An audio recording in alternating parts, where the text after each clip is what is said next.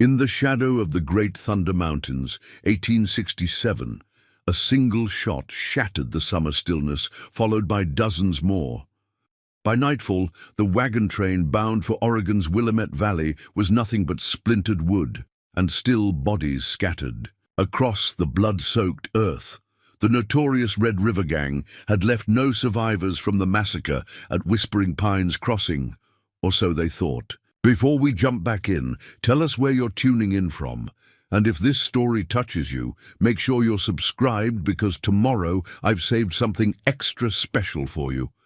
Rachel Winters clutched her 6-month-old daughter Lily to her chest, one hand pressed firmly over the infant's mouth.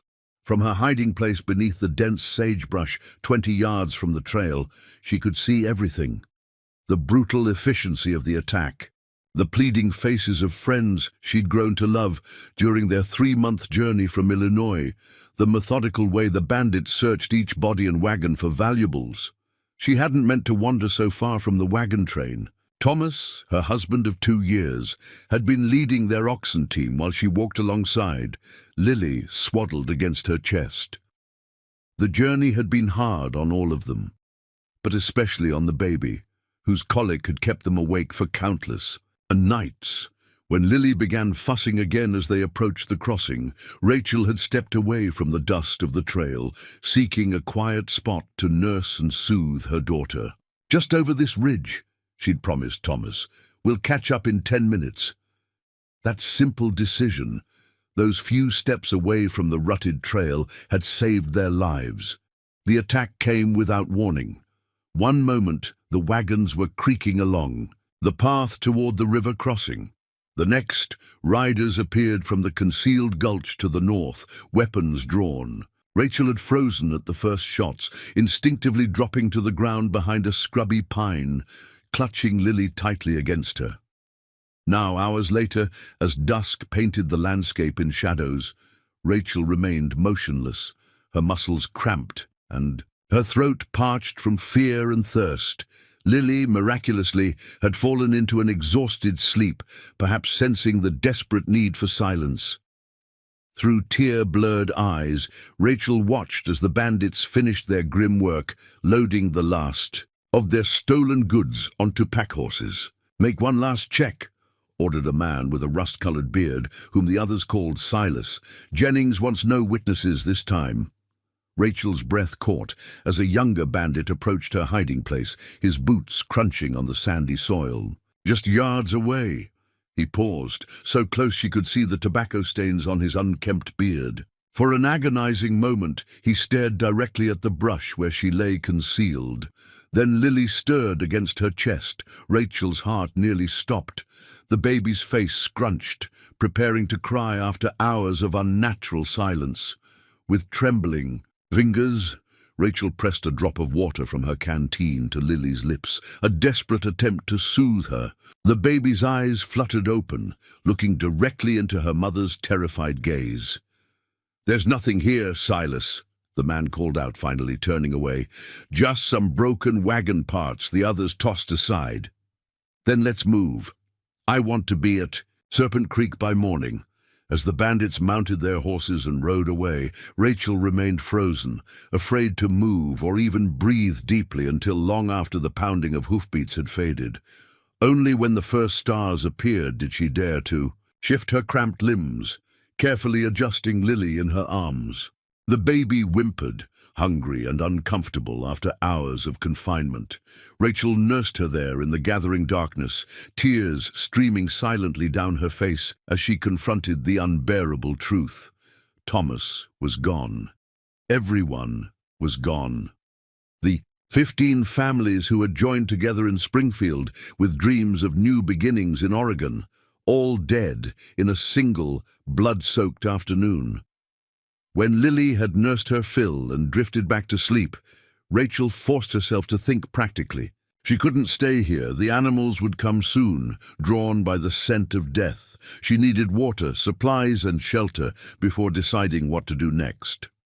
With leaden limbs, she rose from her hiding place, carefully keeping Lily wrapped against Her chest, the sight that greeted her as she approached the wagons, stole what little breath remained in her lungs. Bodies lay where they had fallen.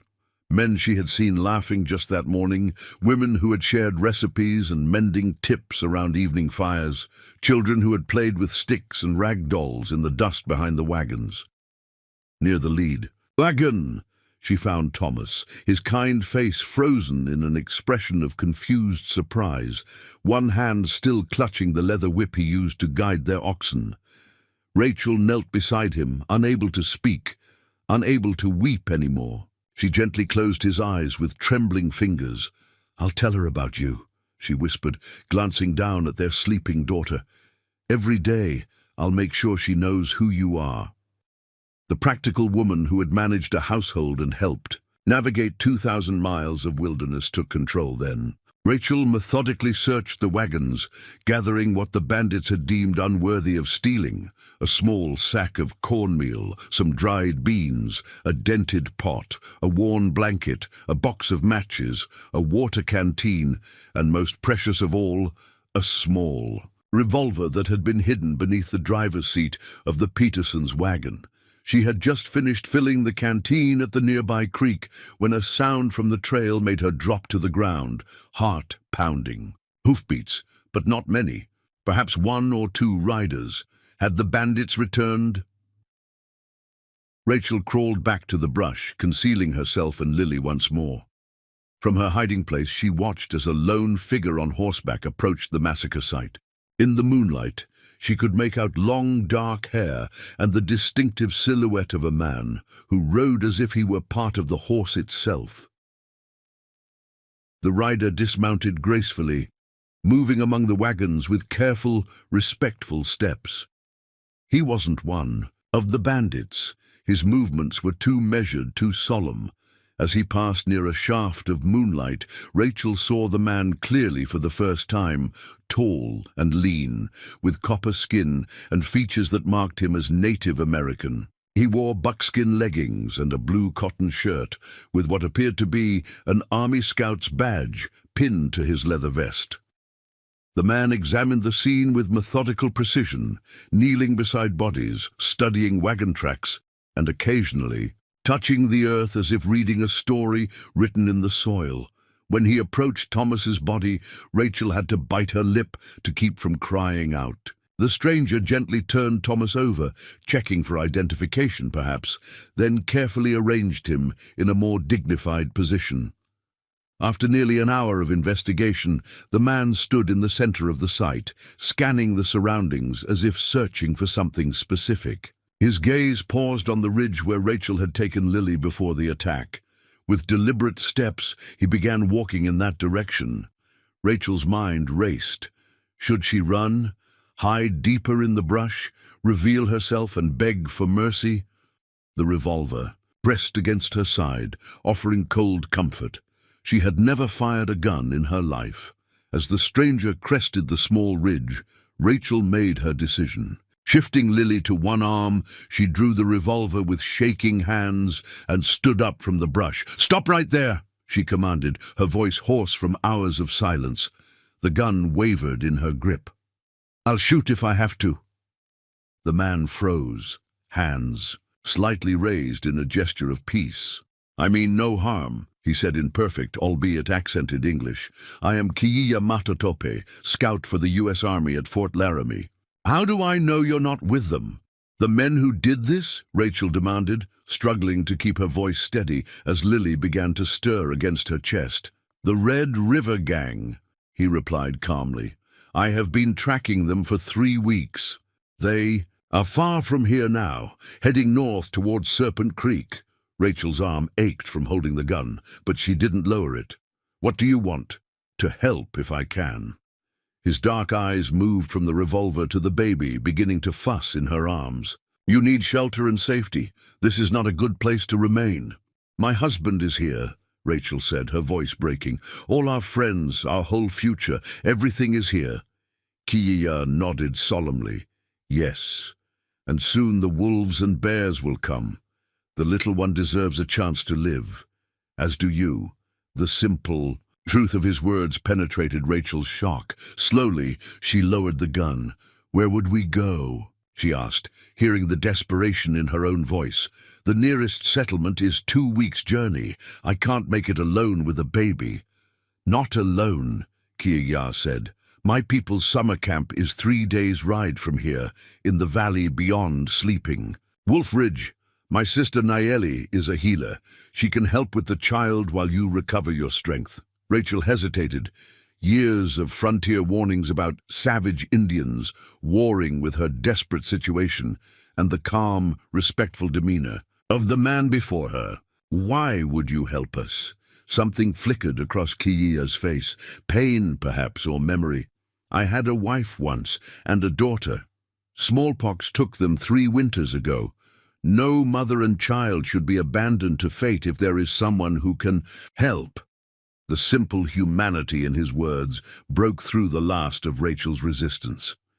Tears she thought had been exhausted hours ago spilled down her cheeks.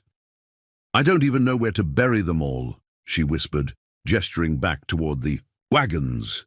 "The dead are beyond our help now," Kiya said gently, "but we can honor them by ensuring you and your child survive." He glanced at the eastern horizon, where the faintest lightning suggested approaching dawn. "We should leave soon. The army patrol will follow my trail within a day, and there are complications if they find you with me." Rachel didn't fully understand his meaning, but the urgency in his voice was clear.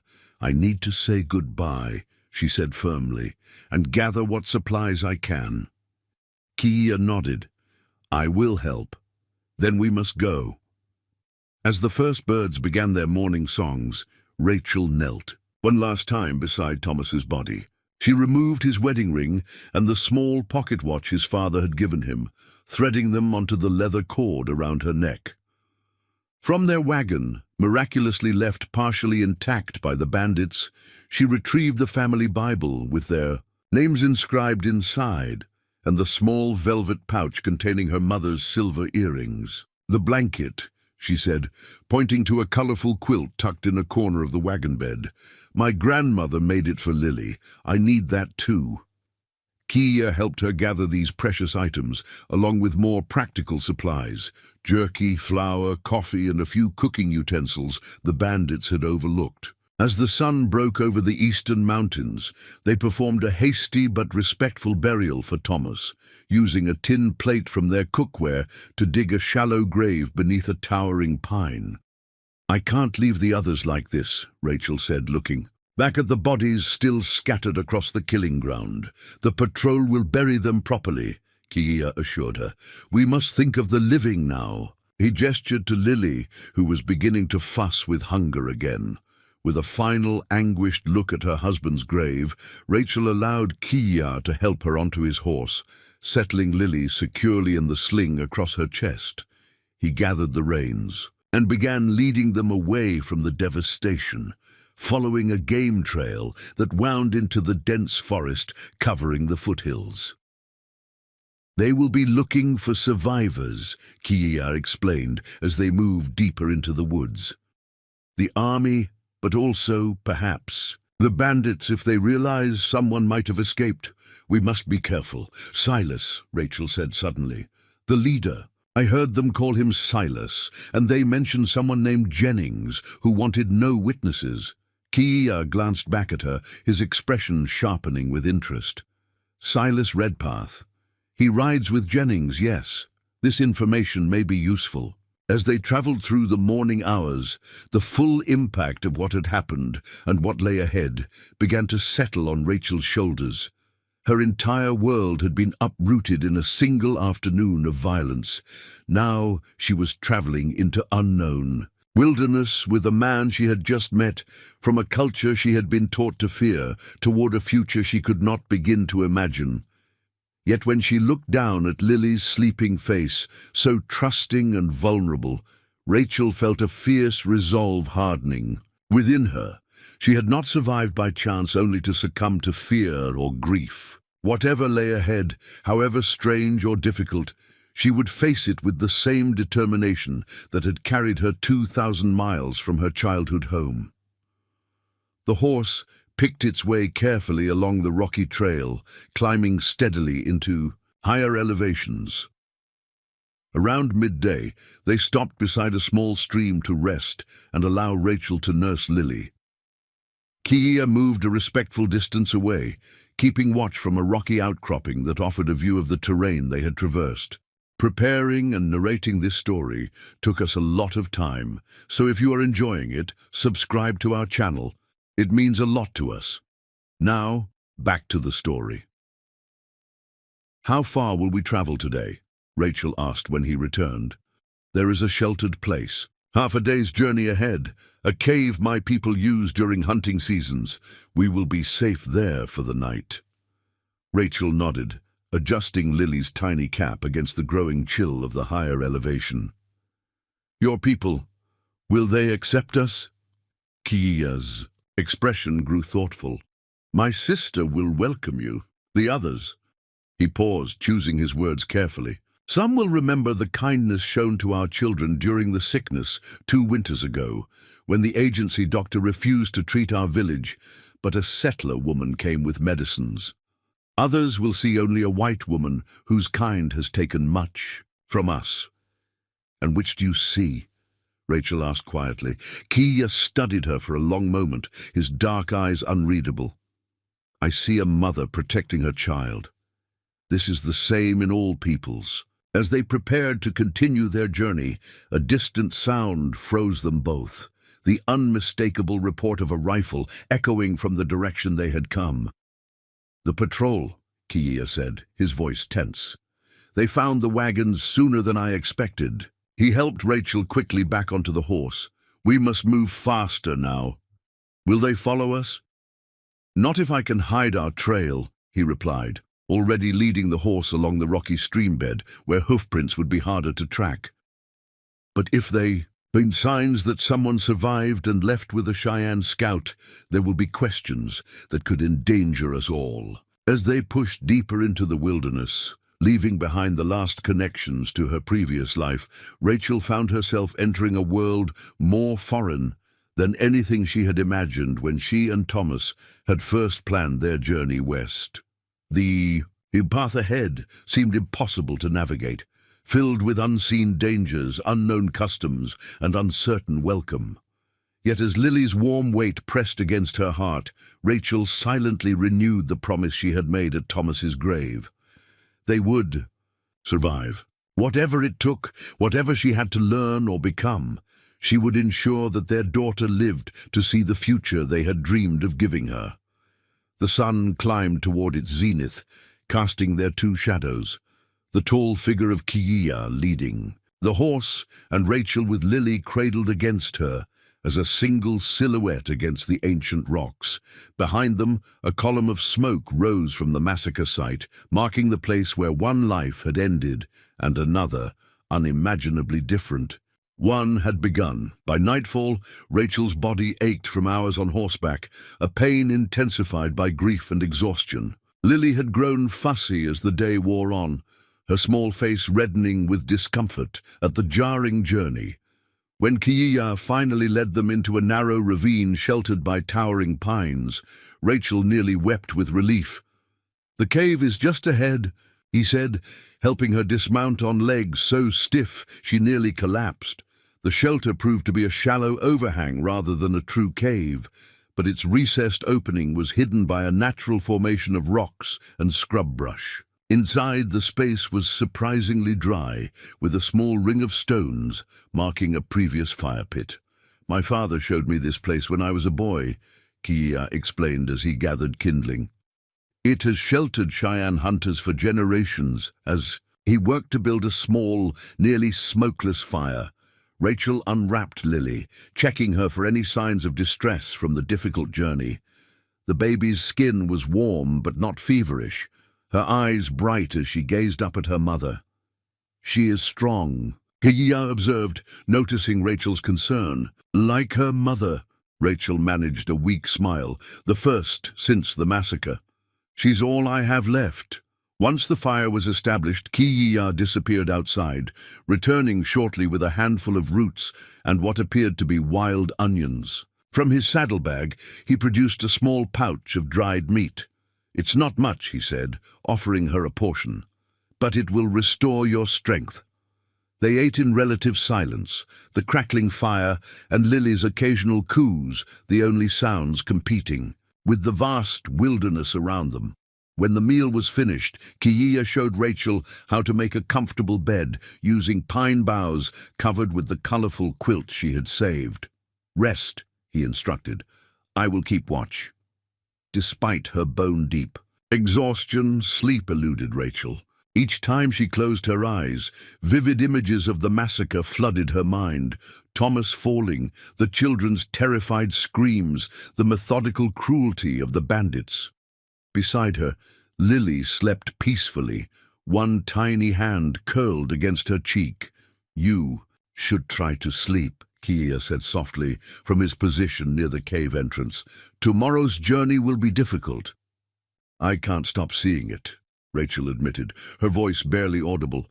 "Every time I close my eyes." Kiya was silent for a long moment.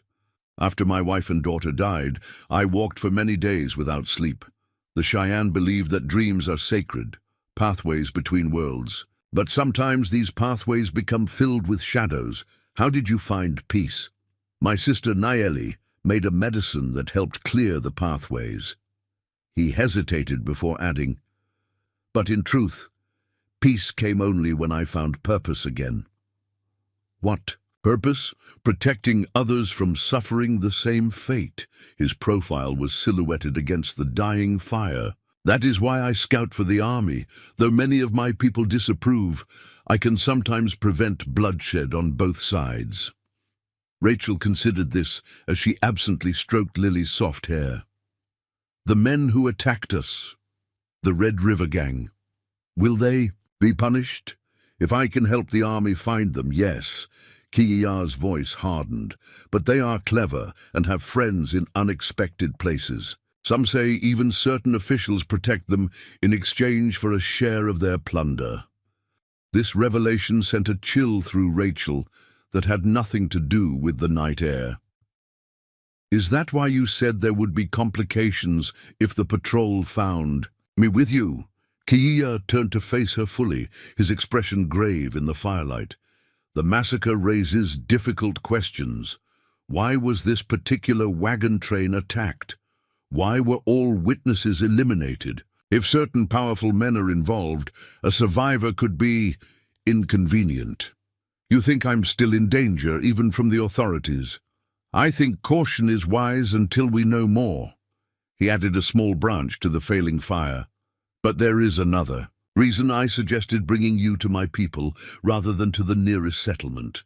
The baby." Rachel instinctively drew Lily closer. "What about her? A white woman traveling alone with an infant would draw attention. Questions about your husband, your destination. In your weakened state, with winter approaching, your chances of reaching Oregon would be slim." The brutal practicality of his assessment struck Rachel like a physical blow. She had been so focused on surviving the immediate danger that she hadn't fully confronted the impossible future that stretched before her. "My sister's teepee has space," Kiya continued. "Her husband was killed 2 summers ago in a dispute with miners. She raises her son alone and serves as our band's medicine woman. With her, you and the little one would have shelter and protection until spring at least." "Live among the Cheyenne," Rachel whispered, the prospect both terrifying and strangely compelling. "Would your people allow it?" "Some will object," he acknowledged. "But our chief, Nashota, is wise. He understands that old hatreds serve no one, and a child is sacred to the Cheyenne, regardless of her parentage." Rachel looked down at Lily's sleeping face. What future could she offer her daughter now? Their savings had been in Thomas's money belt, likely stolen by the bandits. Their wagon, their supplies, their dream of a homestead in the Willamette Valley, all gone in an afternoon of senseless violence. "How would we live?" she asked finally. "I know nothing of your ways. You would learn, as all do." A hint of amusement softened his voice. Did you know everything about wagon travel before you left your home? Despite everything, Rachel found herself smiling faintly at the memory. No, I couldn't even harness the oxen properly for the first month. Thomas had to show me over and over. So it would be with us. You would learn to gather the right plants, to prepare hides, to make a comfortable home from what the earth provides. Kiya's expression grew more serious. But I must be honest. Life with my people is not easy, especially now. The government pushes us into smaller territories. Game grows scarce. The old ways are threatened. Nowhere is easy, Rachel said softly. At least not for me, not anymore. They lapsed into silence, each lost in private thoughts as the fire burned down to embers. Eventually, exhaustion claimed Rachel, dragging her into a mercifully dreamless sleep. Dawn arrived with a fine mist. Hovering over the ravine, Rachel woke disoriented, momentarily forgetting the catastrophic events that had led her to this strange shelter. Then reality crashed back, bringing with it a fresh wave of grief so intense it stole her breath. Lily's hungry cries anchored her to the present. As she nursed her daughter, Rachel noticed Kiya had already packed their few belongings and prepared. "The horse for travel. We should reach my people's camp by nightfall if we maintain a good pace," he informed her, offering a handful of dried berries for her breakfast. "The path grows steeper, but is well hidden from those who might search for us." The day's journey proved even more arduous than the previous one. They climbed steadily higher into the mountains, following game trails so faint Rachel would have missed them entirely without Kiya's guidance. Twice they were forced to dismount and lead the horse through passages too narrow or steep for riding.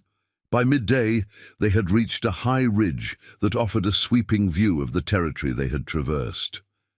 Far below, Rachel could make out the meandering line of the main trail, and in the hazy distance, what might have been the remains of the wagon train, now just a dark smudge on the vast landscape. "Look there," Kiya said, pointing to a barely visible dust cloud moving along the main trail. "The army patrol returns to the fort." "Without searching for survivors?" Rachel asked, surprised. "They likely found signs that the bandits headed north. That would be their priority." His expression revealed nothing, but something in his voice suggested he was withholding information. "There's more, isn't there?" Rachel pressed. "Something you're not telling me." Kiya hesitated before responding. "Before leaving Fort Laramie, I heard rumors that the wagon train carried something valuable, more than the usual settler possessions." "What?" "Is sort of rumors that one of the wagons transported a government shipment, gold perhaps, or documents." Rachel frowned, trying to reconcile this information with what she knew of their traveling companions. The Hendersons had a larger wagon with a locked compartment. Mr. Henderson said he was a government surveyor. She paused, remembering. "The bandits spent the most time with their wagon. I heard them cursing when they couldn't open something." This information seemed to confirm Kiya's suspicions. If the Red River Gang intercepted a government shipment, the army would focus on recovery rather than searching for survivors they believe don't exist. The implications of this theory settled heavily on Rachel. Not only had she lost her husband and friends, but they might have been targeted specifically because of a secret cargo none of them had known about. They continued their journey through the afternoon, stopping only briefly to rest the horse and allow Rachel to tend to Lily. As the sun began its descent toward the western mountains, the trail led them into a sheltered valley nestled between three peaks. A small, clear lake reflected the surrounding pines, and alongside it Rachel saw the first signs of human habitation. A cluster of conical structures she recognized as teepees, with smoke rising from several central openings. Kiya halted on a small rise overlooking the encampment. "Nashota's band," he explained. "My people." Rachel counted approximately 20 teepees arranged in a rough circle around a central area. People moved about on various tasks, women carrying water or working. With hides, men attending to horses in a nearby meadow, children playing a game with sticks and a small ball. They will have posted sentries, Kiya continued. We have been observed since entering the valley. As if confirming his words, two mounted figures appeared from the tree line to their right, approaching cautiously with bows at the ready. When they recognized Kiya, their posture relaxed slightly, though their curious gazes fixed immediately on Rachel and the bundle she held protectively against her chest. A rapid exchange in Cheyenne followed, too quick for Rachel to discern individual words. One of the riders, a young man with a single feather in his hair, cast a particularly suspicious glance in her direction before turning his horse and galloping toward the camp, presumably to announce their arrival. Hotame is concerned by your presence, Kiya explained, as they began moving toward the encampment. He lost his father to white settlers' bullets last year. Perhaps this isn't wise, Rachel said, suddenly doubting the decision to come here. I don't want to bring trouble to your people. The decision is not Hotame's alone to make. Kiya's voice held quiet authority. Nashota will hear my reasons, and the council will decide. As they approached the camp, activity slowed, then stopped entirely, all eyes turning to observe the unexpected visitors. Rachel felt exposed under their collective gaze, acutely aware of her torn dress, her disheveled appearance, and most of all, her obvious difference from everyone around her. A small delegation emerged from the largest tipi to meet them, an elderly man whose bearing suggested leadership, flanked by two younger men and a woman whose resemblance to Kiya marked her as a relative, perhaps the sister he had mentioned. Kiya dismounted and helped Rachel down, keeping a supportive hand at her elbow as he led her forward to meet the delegation. Speaking in Cheyenne, he addressed the elderly man with evident respect, occasionally gesturing toward Rachel and Lily. After what seemed an interminable explanation, the older man, Nashota, Rachel presumed, stepped forward to study her more closely. His deeply lined face revealed little emotion, but his eyes held a keen intelligence that seemed to assess not just her appearance, but her character. My scout brings strangers to our hidden place, he said in halting but clear English. This requires explanation beyond what he has given. Before Rachel could respond, Lily began fussing, her small face reddening as she worked up to a full cry. Without thinking, Rachel gently bounced and swayed, murmuring soothing words to calm her. Daughter, the simple universal gesture of a mother comforting her child seemed to register with Nashota. His stern expression softened almost imperceptibly. The little one is hungry and tired from the journey, said the woman standing beside him, also in English, though more fluently than the chief. Let us continue this discussion after they have been given food and rest. She stepped forward, directly addressing Rachel. I am Nayeli, sister to Kiya. Come to my lodge first, then the council will speak with you. Rachel looked to Kiya, who nodded encouragement. With no real alternative, she followed Nayeli toward a teepee decorated with painted symbols she didn't recognize. Behind them, the intense discussion between Kiya and the tribal leaders continued, punctuated by what sounded like heated objections from several younger men. Inside the teepee, Rachel found a space far more comfortable and organized than she had anticipated. A central fire provided warmth and light, with sleeping robes arranged around the perimeter. Colorful woven blankets and parfleche containers lined the walls, and bundles of dried herbs hung from the lodge poles. A boy of perhaps 8 or 9 years sat beside the fire, working intently on stringing beads onto a thin leather cord. He looked up as they entered, his eyes widening at the sight of Rachel and Lily. This is my son, Takoda, Nayeli said. He speaks some English as well. Rachel nodded a greeting to the boy, who continued to stare with undisguised curiosity. Nahili gestured for Rachel to sit on a pile of soft furs near the fire, then busied herself preparing a tea of some sort. "Your baby's name?" she asked, as she worked. "Lily?" Rachel replied, adjusting her position to nurse the increasingly hungry infant. "She's 6 months old," Nayeli nodded, watching with clinical interest as Rachel settled Lily to feed. Strong child to survive such a journey, like her mother. The simple observation, delivered without artifice or false sympathy, somehow meant more to Rachel than any conventional condolence.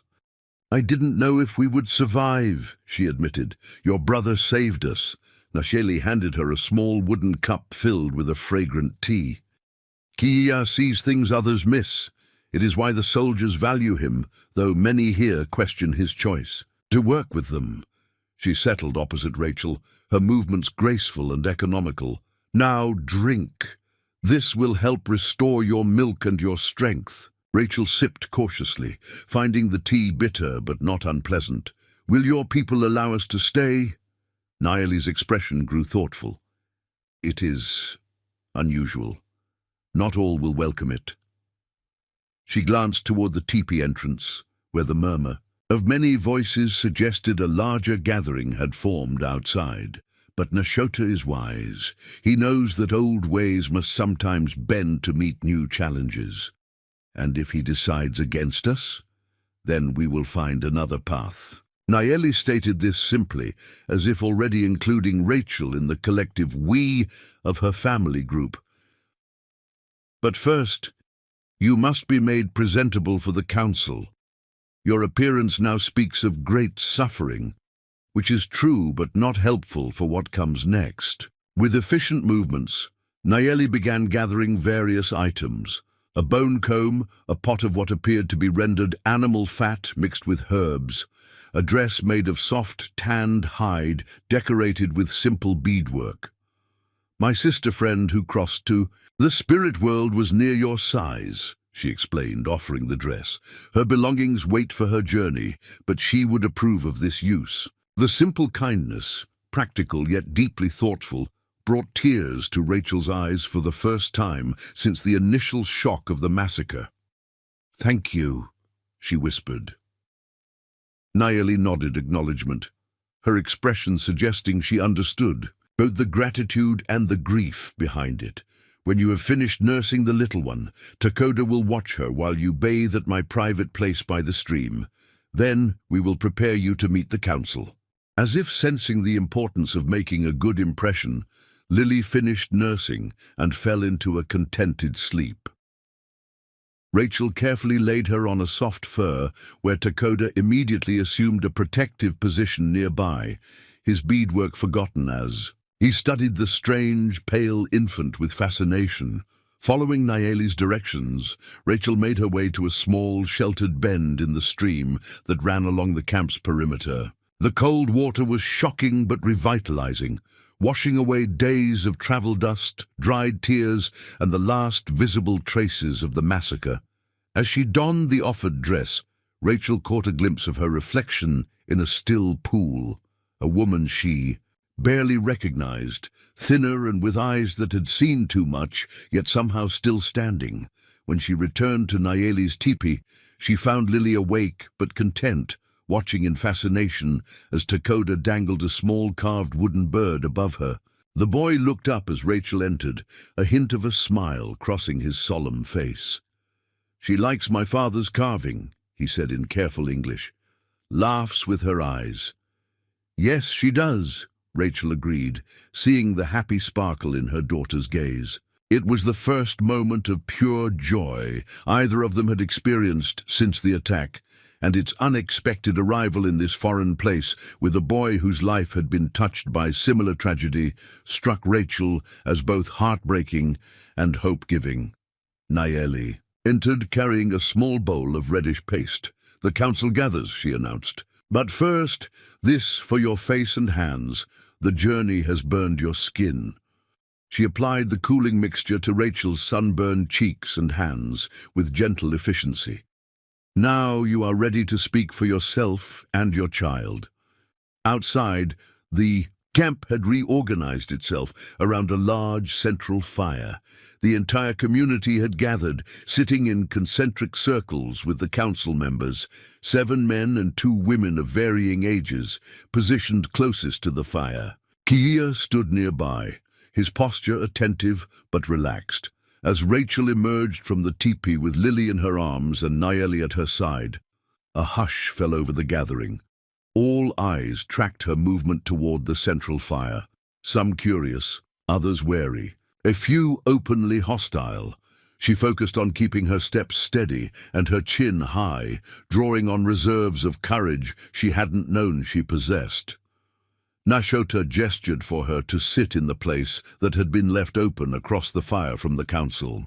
As Rachel settled onto a prepared buffalo robe, she noticed that Nayeli took a position among the council members, while Kiya remained standing, positioned symbolically between Rachel and his people. Kiya Matotope has asked sanctuary for this woman and her child, Nashota began, speaking now in Cheyenne, with a younger man translating into English for Rachel's benefit. This is no small request.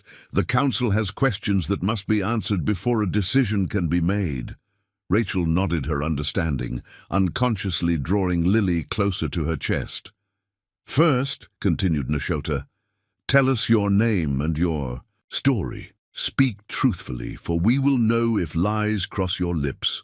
Taking a deep breath, Rachel faced the council directly. My name is Rachel Winters, she began, her voice stronger than she had expected. This is my daughter, Lily.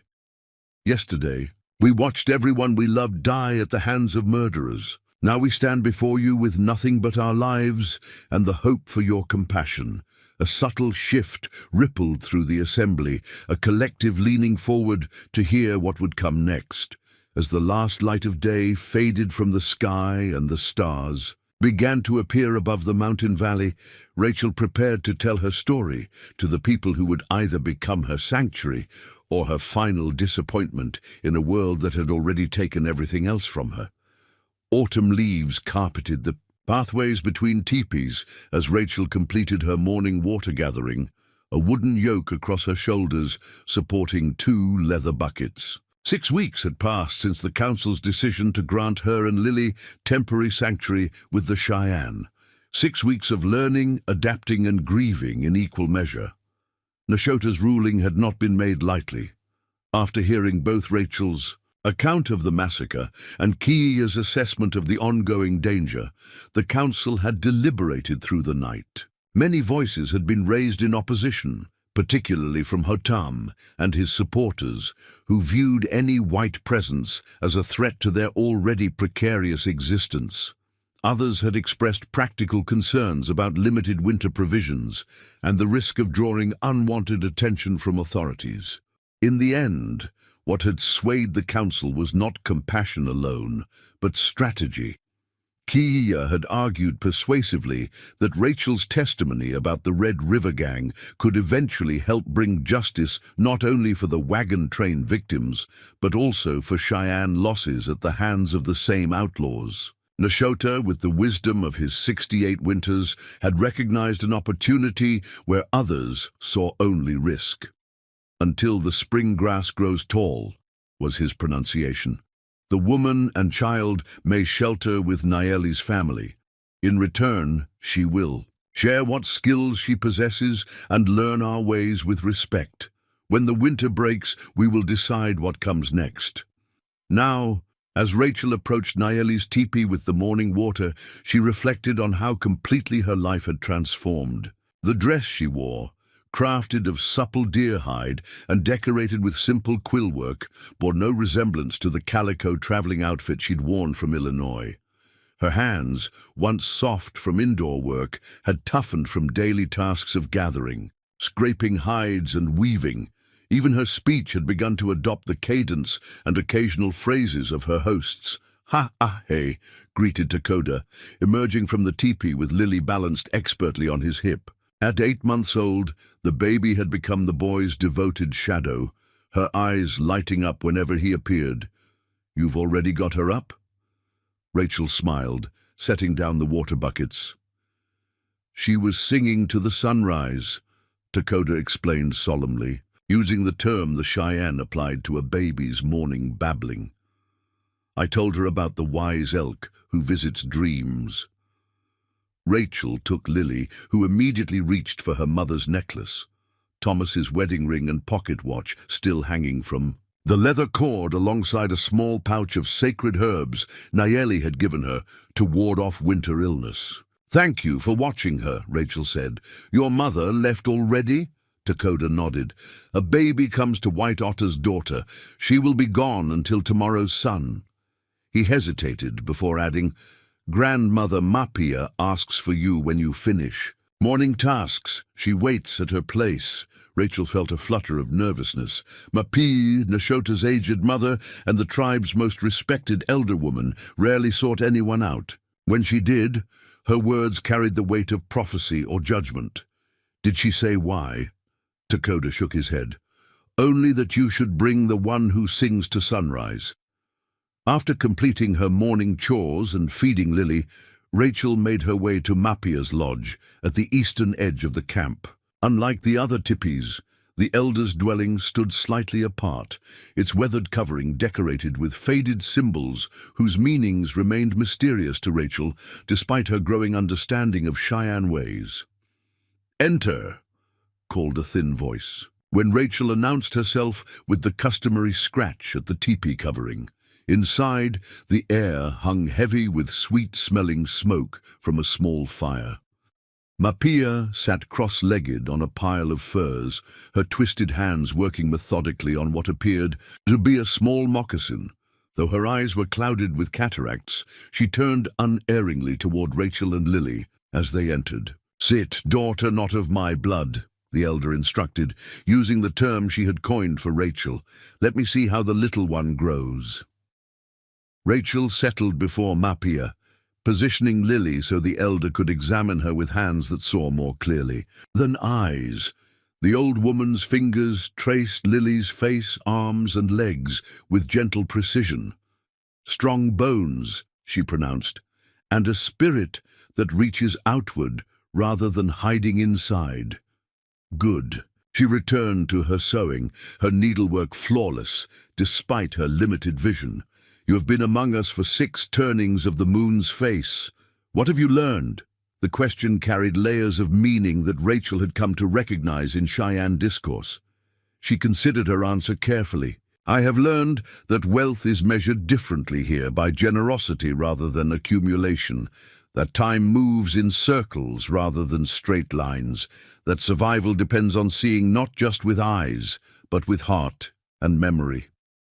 She paused, before adding, and that there are many kinds of hunger beyond that of the belly. Mapia's weathered face creased with what might have been a smile. You learn to hear the spaces between words. Good. Her needlework continued uninterrupted. But you still cry in the darkness when you think others sleep. Rachel looked down, absently stroking Lily's fine hair. I try not to. Why? Does grief diminish if hidden? The elder knotted a thread with practiced efficiency. The Cheyenne do not fear tears.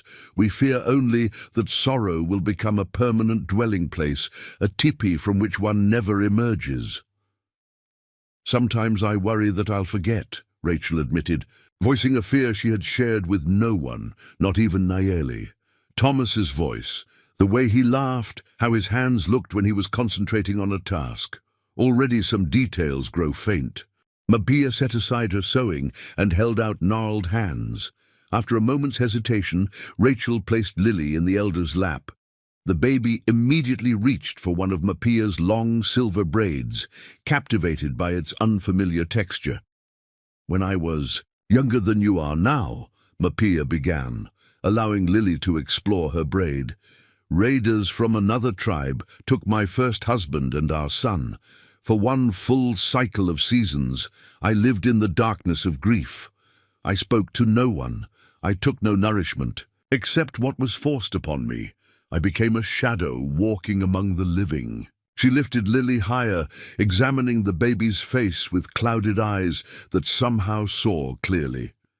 Then one morning, I woke to find a small child had wandered into my teepee, much like this one, curious and without fear. She had no words yet, but she brought me a stone, perfectly round, as her gift. The elder reached into a small pouch at her waist and withdrew a smooth river stone. I keep it still, not because it reminds me of my grief, but because it marks the moment I chose to return to the living. She pressed the stone into Rachel's palm. Memory is not like footprints in soft earth that fade with the next rain. It is like this stone, sometimes buried, sometimes visible, but always present. Your husband lives in this child, and in the woman you become because of having loved him. Rachel closed her fingers around the stone, its surface warm from Mapia's body. Why are you telling me this now? The elder's expression grew more serious. Because winter approaches, bringing hard choices. Kiyiya returns tomorrow from the army fort with news that may change paths for many. A chill that had nothing to do with the autumn air settled in Rachel's chest. In the 6 weeks since their arrival, Kiyiya had made 2 trips back to Fort Laramie, ostensibly to fulfill his scouting duties, but also to gather information about the Red River Gang and the mysterious cargo they might have stolen from the wagon train. What news? Rachel asked, her voice barely above a whisper. That is for him to share, Mapia replied, returning Lily to Rachel's arms. But you must prepare your heart for movement, either forward into our ways or back toward your own people. Nashota has seen signs of soldiers venturing farther into these mountains than before. The implications were clear. The sanctuary they had found among the Cheyenne might soon be compromised, forcing yet another difficult choice. How do I prepare for something when I don't know what it will be? Rachel asked. Mapia's hands returned to her sewing. By remembering that you have already survived the worst day of your life. Everything that follows is a gift, even when wrapped in difficulty. She made a small shooting gesture. Now go, help Singing Brook with the berry preparation. The winter stores must be complete before snow covers the mountain passes. Rachel left Mapia's lodge with more questions than answers, but carrying both the elder's stone and her wisdom. Whatever news Kiyiya brought tomorrow would simply be the next challenge to face, not the final one. The remainder of the day passed in communal work, preparing the last autumn berries for winter storage, drying some, mixing others with rendered, fat and dried meat to make pemmican that would sustain the tribe through the lean months ahead. Rachel worked alongside Singing Brook, a young woman who had initially regarded her with suspicion, but had gradually warmed after Rachel had shown her a more efficient way to extract juice for preserving. Your hands work differently, Singing Brook observed, watching Rachel's technique for mashing berries, but they find good ways sometimes. Coming from the reserved young woman, this qualified as high praise. Rachel smiled in acknowledgement, aware of how hard won such small acceptances had been. Many in the tribe still maintained distance, some out of cultural caution, others from deeper distrust. But a few, particularly women with young children, had begun to include her in their circles, recognizing the universal language of motherhood.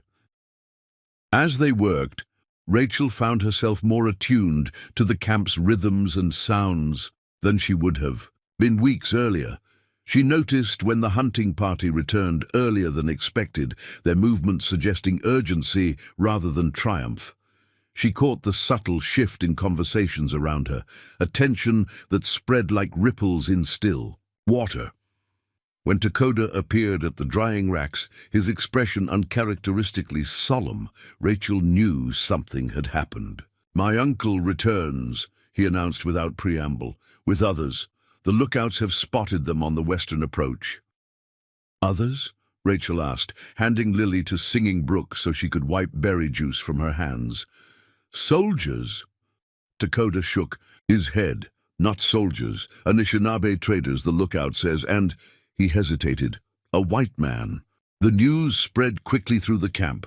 The Anishinaabe were occasional trading partners from the north, generally respected for their fair dealings. But a white man accompanying Kiia was unexpected and potentially troubling.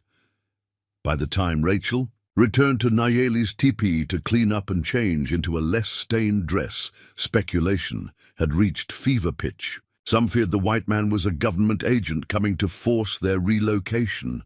Others suggested he might be a trader seeking to establish new routes for the coming spring.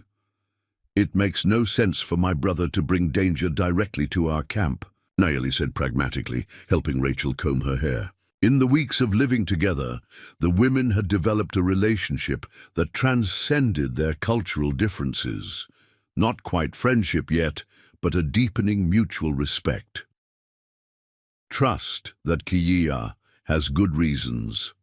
The approaching party was visible. Now descending the pine-covered slope toward the valley floor, 6 riders in total, with Kiia in the lead. Beside him rode a fair-haired man, whose posture and clothing marked him as neither military nor typical frontier settler. The entire community gathered at the camp's edge to meet the visitors. Nashota and the council members positioned themselves at the forefront, with families arranged behind according to rank and relationship. Rachel stood with Nayeli and Takoda, Lily quiet in her arms, watching the procession with a mix of curiosity and apprehension. As the riders drew closer, Rachel could make out more details. The white man appeared to be in his early 30s, with a scholarly bearing, despite the rugged traveling clothes he wore.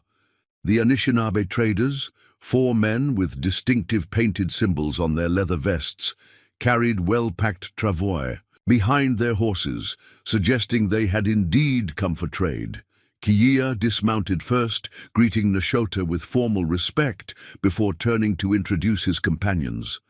The Anishinaabe headman, Winter Lake, stepped forward to present small gifts and exchange ceremonial greetings. The protocols of intertribal diplomacy were observed with careful precision, but an undercurrent of tension remained, centered on the unintroduced white stranger who remained slightly apart, his eyes scanning the assembled community until they found Rachel. When their gazes met, his expression registered visible shock. He took an involuntary step forward before catching himself, returning to a respectfully neutral stance as the formal welcomes continued. Kiia, noting this exchange, finally turned to introduce the man. "This is Dr. James Elliott," he announced in English, loud enough for Rachel to hear clearly. "From the University of Chicago. He seeks information about recent attacks on settlers, including the Whispering Pines Crossing massacre." Rachel felt her heart rate accelerate. A doctor, but not a medical one, judging by his demeanor. A scholar, perhaps, or investigator. And he had reacted to seeing her, which suggested he knew or suspected who she was. The formal greetings completed, the visitors were escorted to the council lodge, where they would share news and establish the purpose of their visit before the evening meal. Rachel found herself simultaneously desperate to learn what information the doctor might have, and reluctant to face whatever complications his presence might bring. "Go," Nayeli urged her, taking Lily. "Nashota will want you there. When they discuss the massacre, I will prepare our lodge for guests, as my brother will surely bring them to us." Hesitantly, Rachel made her way to the council lodge, a larger tipi used for community discussions. Inside, the principal men and women of the tribe had already assembled in their customary positions. Kiia motioned for Rachel to join them, indicating a place beside him in the circle. Dr. Elliott, seated across from them, made a visible effort not to stare at her, though his eyes continually returned to her face with scholarly assessment. The Anishinaabe traders, more comfortable with the protocols, sat patiently as a ceremonial pipe was prepared and passed among the leadership. Once these formalities were complete, Nashota addressed the gathering in Cheyenne, with a young man named Two Rivers translating his words into English for the doctor's benefit. "We welcome our Anishinaabe brothers who bring goods for fair exchange," the chief began. "Their arrival honors old friendships between our peoples." He turned his attention to Elliot. "The pale scholar comes with our scout's approval, but must explain his purpose clearly before we decide if his questions may be asked here." Dr. Elliot nodded, waiting for the translation to finish before responding. "I thank you for receiving me in your home," he began, his manner respectful though somewhat stiff. "I've been commissioned by the governor of Montana Territory to investigate a series of attacks on settlers, freight wagons, and stagecoaches throughout the region." He opened a leather satchel and withdrew several papers. "Over the past 18 months, there have been 14 major attacks attributed to Indian hostilities, resulting in military reprisals against tribes who may have had no involvement. My work seeks to determine the true perpetrators and prevent further bloodshed on both sides." This explanation, when translated, created a stir among the council members. Hotam, still the most vocal skeptic of outside involvement, spoke sharply in Cheyenne. "He asks why a white scholar would care about justice for native peoples." Two Rivers translated carefully. "Many promises have been made before, all broken like dry twigs." Elliot's expression remained steady. "A fair question. Some men in territorial government recognize that false blame leads to unnecessary conflict, which disrupts settlement, trade, and stability. Others have more principled concerns about justice." He hesitated before adding, "I also have personal reasons. My sister and her husband were killed last year in an attack initially blamed on Crow raiders. Evidence later proved it was the work of white bandits disguised in native dress. This personal connection shifted the energy in the lodge. Even Hotam's expression registered a grudging reassessment. "My investigation has led me to believe that many recent attacks, including the Whispering Pines massacre, are the work of the same group, the Red River Gang, led by Jebediah Jennings and his lieutenant Silas Redpath." At the mention of these names, Rachel couldn't suppress a small gasp. The sound drew Elliot's full attention. "When your scout informed me that a survivor of the Whispering Pines attack had found sanctuary here, I could scarcely believe it." His gaze fixed on Rachel with undisguised interest. "Your testimony could be crucial to building a case against these men." Kiya intervened before Rachel could respond. "Dr. Elliot brings important information about the stolen government shipment as well," he said, redirecting the conversation. "Papers that could explain why this particular wagon train was targeted." Elliot nodded, returning to his satchel to produce an official-looking document with a territorial seal. The wagon of George Henderson contained a surveyor's maps and reports documenting significant gold deposits in lands currently designated as tribal territories. If those documents reached territorial officials, certain boundaries might have been redrawn to protect native claims. This revelation landed like a thunderbolt in the council lodge. Nashota and the elders exchanged significant glances as Two Rivers translated. "So the massacre was not random," Rachel said, finding her voice at last. "They killed my husband, all those families, for land access?" "Land and gold," Elliot confirmed grimly. "The oldest motifs in the territories." He returned the papers to his satchel. "What makes this case unusual is the connection to territorial officials. Jennings doesn't operate independently. He has protection from someone in power." Nashota spoke at length in Cheyenne, his expression grave. Two Rivers translated.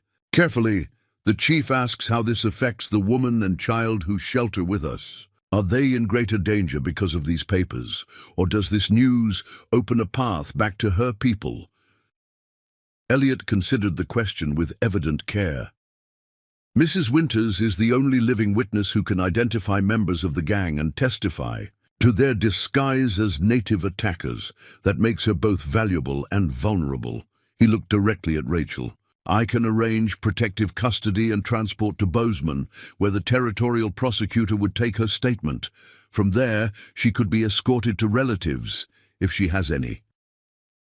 The possibility of returning to civilization too familiar. Language, customs, and surroundings hit Rachel with unexpected force. For the first time in weeks, a concrete alternative to life among the Cheyenne presented itself, yet the thought brought as much anxiety as relief. "I have an aunt in Philadelphia," she said quietly. "We haven't been close, but she's my only remaining family." She glanced toward the teepee entrance, thinking of Lily with Nayeli and Takoda. "When would we need to leave?" "Within 2 days," Elliot replied. "Winter comes early to these mountains. The passes could close within weeks." Nashota spoke again, his words measured and deliberate. When Two Rivers translated, his voice carried the chief's authority. "This decision cannot be rushed. The council will consider what has been said. The woman who has lived among us must also listen to her own spirit. We will speak again tomorrow after the morning fire."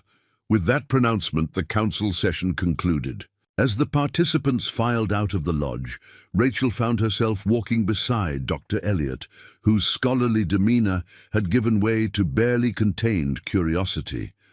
"I must ask," he said quietly, falling into step with her. "How did you come to be here, living among the Cheyenne? Your circumstances are unprecedented." Rachel glanced at him, measuring her response.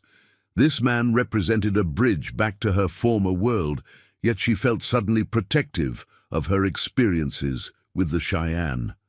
"Kia found me after the massacre," she said simply. "When it became clear that returning to settlements might be dangerous, he brought us here. His people took us in when we had nothing." She paused before adding, "Not all white communities would show the same compassion to strangers." Elliot absorbed this with a thoughtful nod. "Indeed not. I've documented numerous instances of both cruelty and kindness on all sides of the frontier." His gaze swept over the camp, the orderly arrangement of teepees, children playing under watchful eyes, women working at evening meal preparations. "May I ask how your child has fared here?"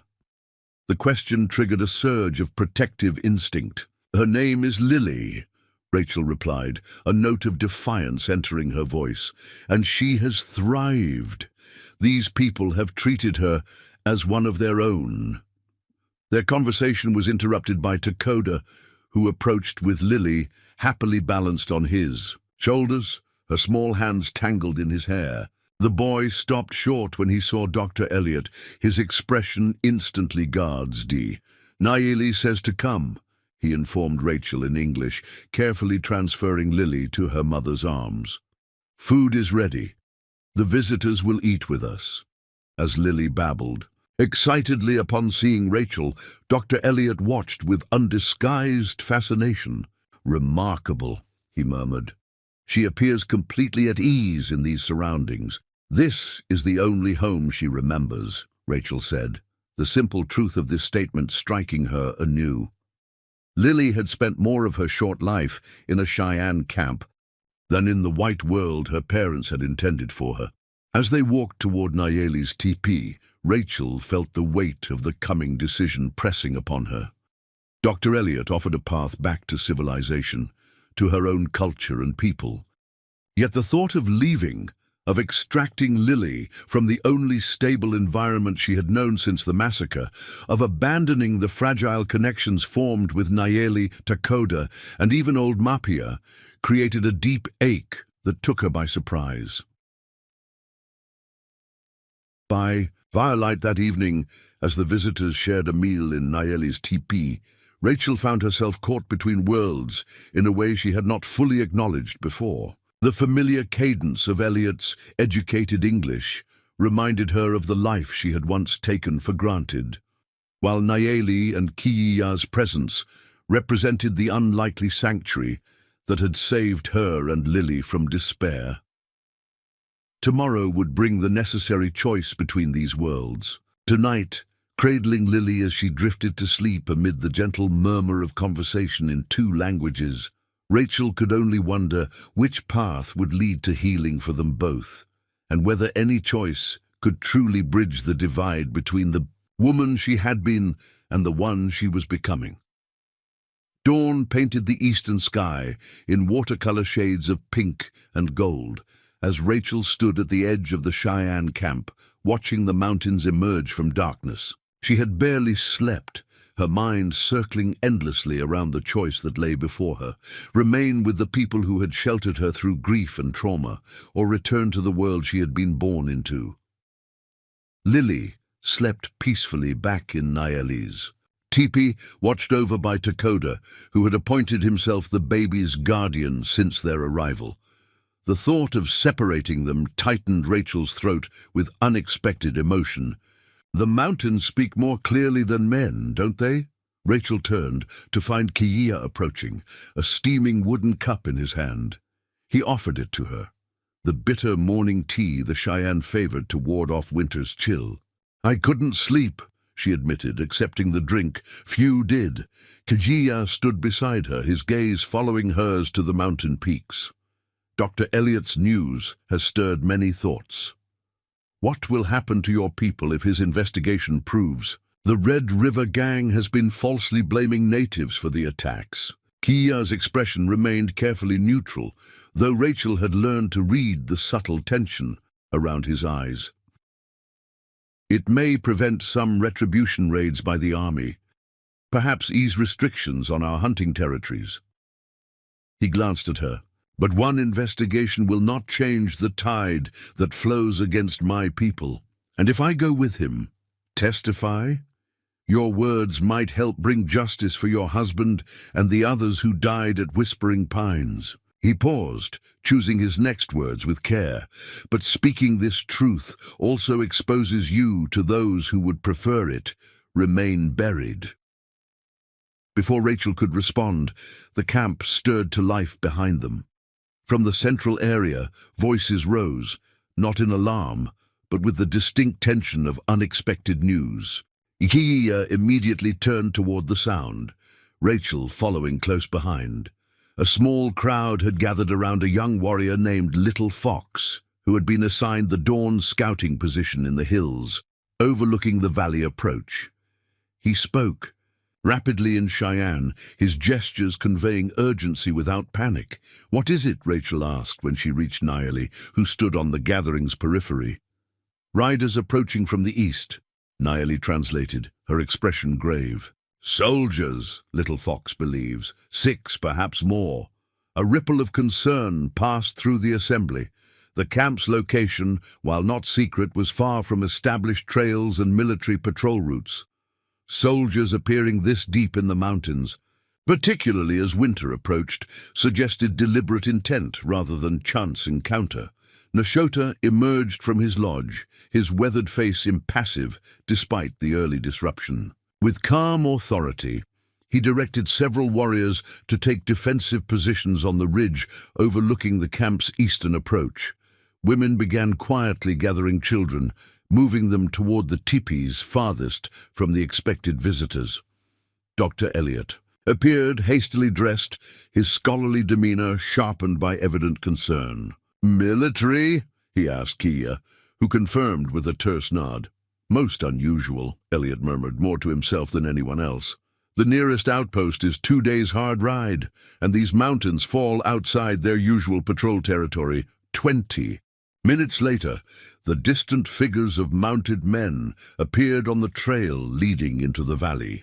Through Kiya's spyglass, Rachel could make out the distinctive blue uniforms of U.S. cavalry, led by an officer whose insignia identified him as a captain. "They fly a white flag," Kiya reported, passing the spyglass to Nashota. "A parley request." The chief studied the approaching party before handing the glass to Dr. Elliott. "You know these men?" Elliott adjusted the lens, his expression tightening as he focused on the lead rider. "Captain Mercer," he confirmed, "from Fort Kearny. I met him during my investigation in August." He lowered the glass, frowning. "But his presence here makes little sense. Fort Kearny's jurisdiction doesn't extend to these mountains." Nashota conferred briefly with his council before issuing directions. The camp would receive the military delegation, but with careful precautions, warriors positioned strategically throughout the area women and children remaining in the most defensible teepees. "You should stay out of sight," Kia told Rachel, his tone leaving no room for argument. "Until we know their purpose." Rachel nodded, already moving toward Nayeli's teepee where Lily remained with Takoda. Whatever had brought soldiers to this remote location, her instincts warned that it could only complicate her already difficult position. From inside the teepee, Rachel listened as the military party entered the camp. Formal greetings were exchanged, with Nashota maintaining the dignified protocols of Cheyenne diplomacy despite the uninvited nature of the visit. Dr. Elliott's voice joined the conversation, his tone suggesting professional acquaintance rather than friendship with the captain. Takoda positioned himself near the teepee entrance, alternating between watching the proceedings outside and reporting details to Rachel in hushed tones. "They bring papers," he whispered. "The yellow-hair captain shows them to Grandfather Nashota." Minutes stretched into half an hour as the discussion continued outside, occasionally rising in volume before subsiding again to measured tones. Finally, Nayeli appeared at the teepee entrance, her expression taut with concern. "They seek you," she said without preamble, "by name." A cold dread settled in Rachel's stomach. "How? Why?"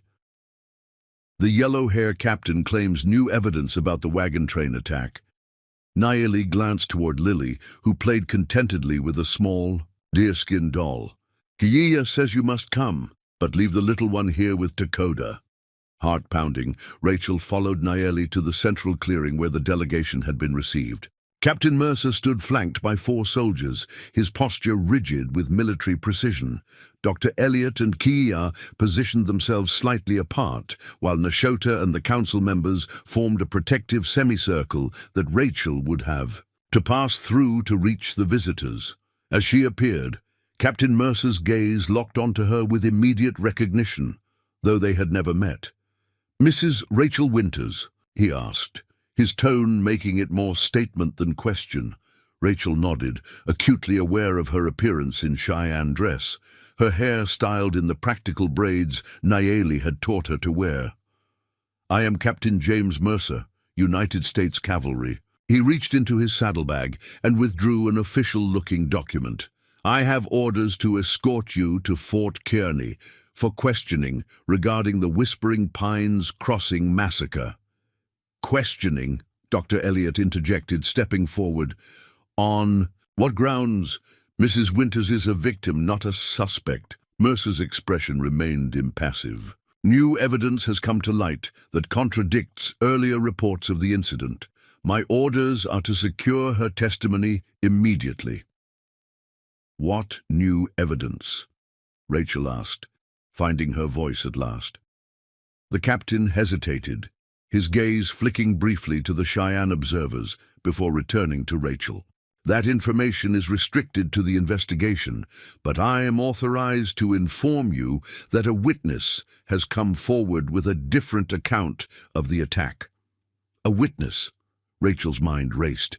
Everyone in the wagon train had been killed. She had seen the bodies herself. Unless someone survived besides me, she asked, unable to keep the hope from her voice. If another adult had escaped, perhaps hidden as she had. "Not exactly," Mercer replied, his tone cooling further. "A Mr. Harrison Wells, banker from Helena, was traveling a day behind your wagon train. He came upon the aftermath and observed individuals matching Cheyenne descriptions fleeing the scene." The absurdity of this claim might have made Rachel laugh in different circumstances. Instead, cold anger flooded her veins. "That's impossible. The men who attacked us were white. I saw them clearly, heard them speak English with no accent." "Mrs. Winters," Mercer said, his tone suggesting forced patience, "you've been living among the Cheyenne for months. Your perception may have been influenced." "My wife and child were murdered by the Red River Gang last year," Dr. Elliot interrupted, his scholarly reserve giving way to barely contained fury. Authorities initially blamed Crow raiders until evidence proved white bandits were responsible. This fits the same pattern, false attribution to serve someone's agenda. Mercer's jaw tightened. I'm following orders, Doctor. Mrs. Winters is to return with us to Fort Kearney. Today. And if she refuses? Kia asked quietly, speaking for the first time since Rachel had joined them. The captain's hand moved slightly toward his holstered sidearm, a gesture subtle but unmistakable. Then I am authorized to use whatever means necessary to fulfill my orders. This camp is outside reservation boundaries. Your people have no legal standing here. The threat hung in the air, its implications clear to everyone present. A tense silence fell over the gathering, broken only by the soft jingle of tack as the cavalry horses shifted restlessly. Nashota stepped forward, his aged but powerful frame radiating dignity. He spoke in Cheyenne, deliberately forcing the captain to rely on translation. Our chief asks by whose authority you threaten his people in their ancestral hunting grounds. Kia interpreted, his voice steady despite the dangerous undercurrents. What papers give you the right to take a woman who has sought sanctuary under Cheyenne protection? Mercer produced another document, this one bearing several official seals. Orders signed by the territorial governor himself. The woman is material to an investigation of native attacks on settlers. Her testimony is required. Dr. Elliot examined the papers, his expression darkening as he read. This is irregular, he said, looking up at Mercer.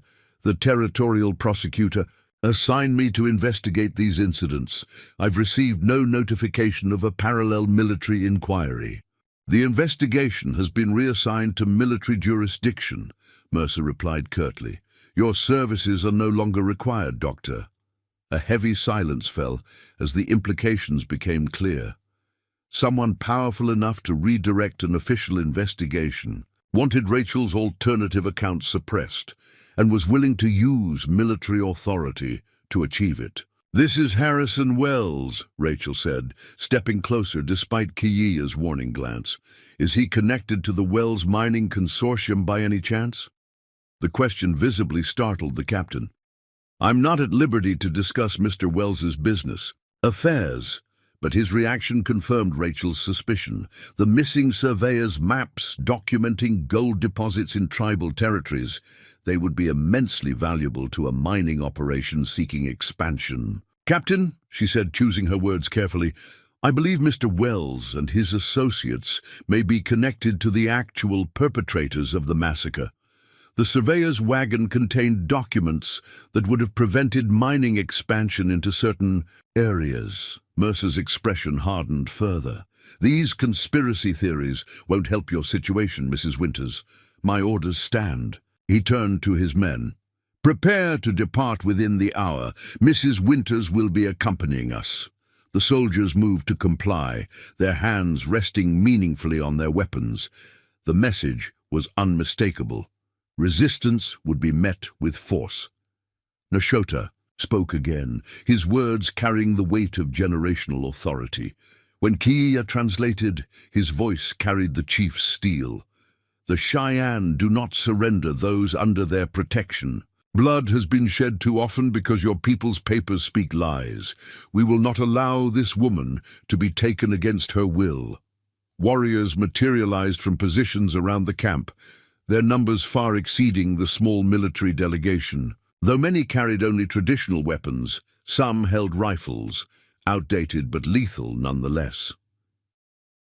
Captain Mercer surveyed the rapidly deteriorating situation, his military training visibly warring with his orders.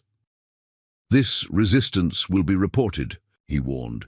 The consequences could be avoided entirely, interrupted a new voice. All eyes turned to find the Anishinaabe trading party's leader, Winter Lake, approaching from the edge of the gathering. Until now, the traders had remained tactfully apart from the confrontation. Perhaps another path exists, Winter Lake continued in fluent English, his demeanor calm despite the tension surrounding him. One that honors both the captain's orders and the Cheyenne's protection. Mercer regarded the trader with suspicious curiosity. "What alternative do you propose?" Winter Lake gestured toward the mountains rising to the north. "My people travel to Fort Benton to trade before winter closes the passes. Our route passes within a day's ride of Fort Kearney." He glanced at Rachel. "If the woman agrees to give her testimony, but wishes to avoid traveling under armed escort, we could ensure her safe passage to the fort." "Absolutely not," Mercer snapped. "My orders specifically—" "Your orders are to secure her testimony," Dr. Elliot interjected, seizing the potential compromise. "Not necessarily to be her personal escort. This arrangement would fulfill the spirit of your directive while preventing bloodshed." The captain's expression suggested he found the logic torturous, but was calculating the risks of forcing a confrontation. 6 soldiers against an entire Cheyenne camp, regardless of superior weaponry, represented poor odds. "There would need to be guarantees," he said finally. "Assurance that Mrs. Winters actually reaches Fort Kearney within 5 days."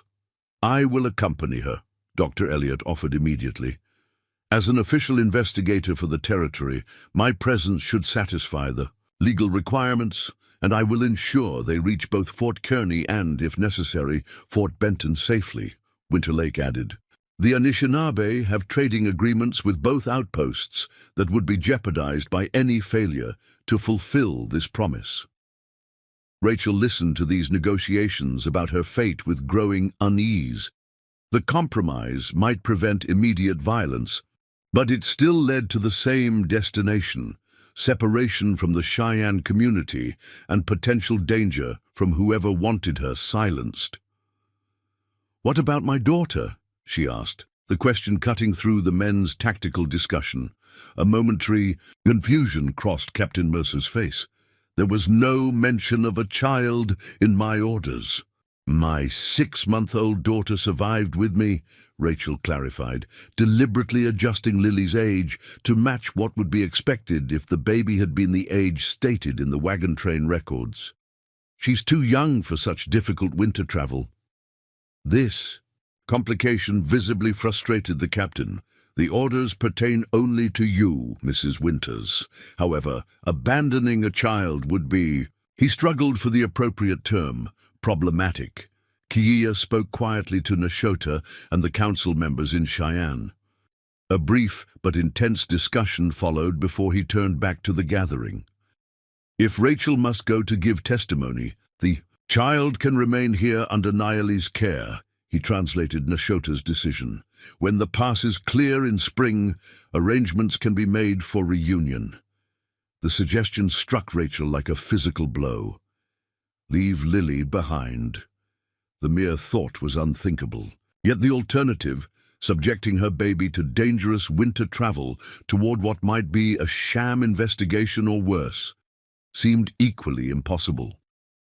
Dr. Elliot, sensing her distress, offered another perspective.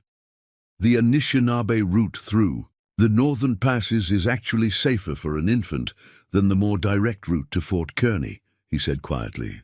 "Their party includes women, and their winter equipment is superior to military issue."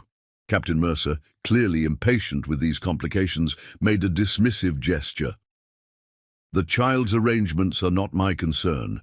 My orders pertain solely to securing Mrs. Winters for questioning."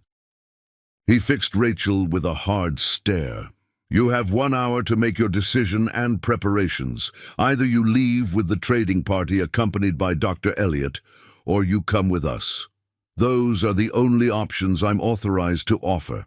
With that ultimatum delivered, he signaled his men to withdraw to the camp's edge, presumably to allow Rachel privacy for her decision, while maintaining a position that prevented escape.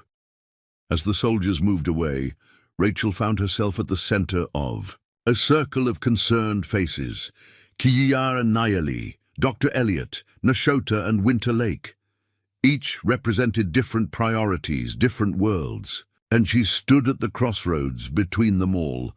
"I need to see Lily," she said, her voice steadier than she felt, "and speak with Nayeli privately before deciding." Back in the teepee, Rachel found Lily awake and cheerful, playing a clapping game with Dakota. The sight of her daughter's happy innocence, her complete trust in the boy who had become like a brother to her, made the pending decision even more wrenching. "You heard everything?" Rachel asked Nayeli, who had followed her inside. The Cheyenne woman nodded, her usual pragmatic expression softened by genuine concern. "The soldiers bring danger, but the path they offer may also lead to justice. Or to a trap," Rachel countered, lifting Lily into her arms. "This Harrison Wells, if he's connected to the mining consortium, he might be working with the very men who attacked the wagon train." "Then why not stay? Refuse their demands?" Dakota asked, his young face earnest. "Because they would return with more soldiers," Nayeli explained gently to her son. "And next time, they would not offer choices." Rachel pressed her face against Lily's soft hair, breathing in her distinctive baby scent, a mixture of sweetgrass from the bedding, the herbal soap Nayeli made, and something uniquely her own. How could she risk this precious life? Yet how could she leave her behind? "If I refuse to go," she said slowly, thinking aloud, "they'll return in greater numbers. The entire camp would be at risk." She looked up at Nayeli. "I can't allow that after all you've done for us." "The trading party offers the safest path," Nayeli observed. "Winter Lake's people are known for honesty in dealings. They would protect you and the little one. But once I reach Fort Kearney, I'll be at the mercy of whoever orchestrated this so-called investigation."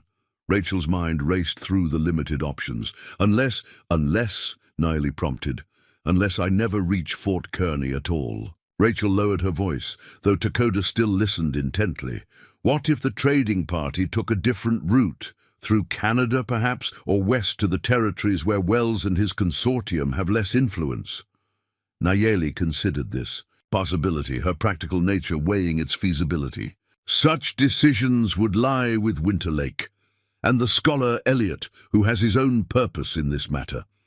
A soft scratch at the teepee entrance interrupted their conversation. Dakota pulled back the covering to reveal Mapia, the elderly medicine woman, her clouded eyes somehow finding Rachel unerringly, despite her limited vision. "The spirits told me you face a difficult path," the old woman said without preamble, settling herself on a fur near the fire. "They have shown me shadows and light competing for your future steps." Rachel had come to respect the elder's wisdom, if not fully embrace her spiritual interpretations. "What would you advise, grandmother?" she asked, using the term of respect the Cheyenne applied to their eldest women. Mapia's gnarled hands reached out, and Rachel instinctively placed Lily in the old woman's lap.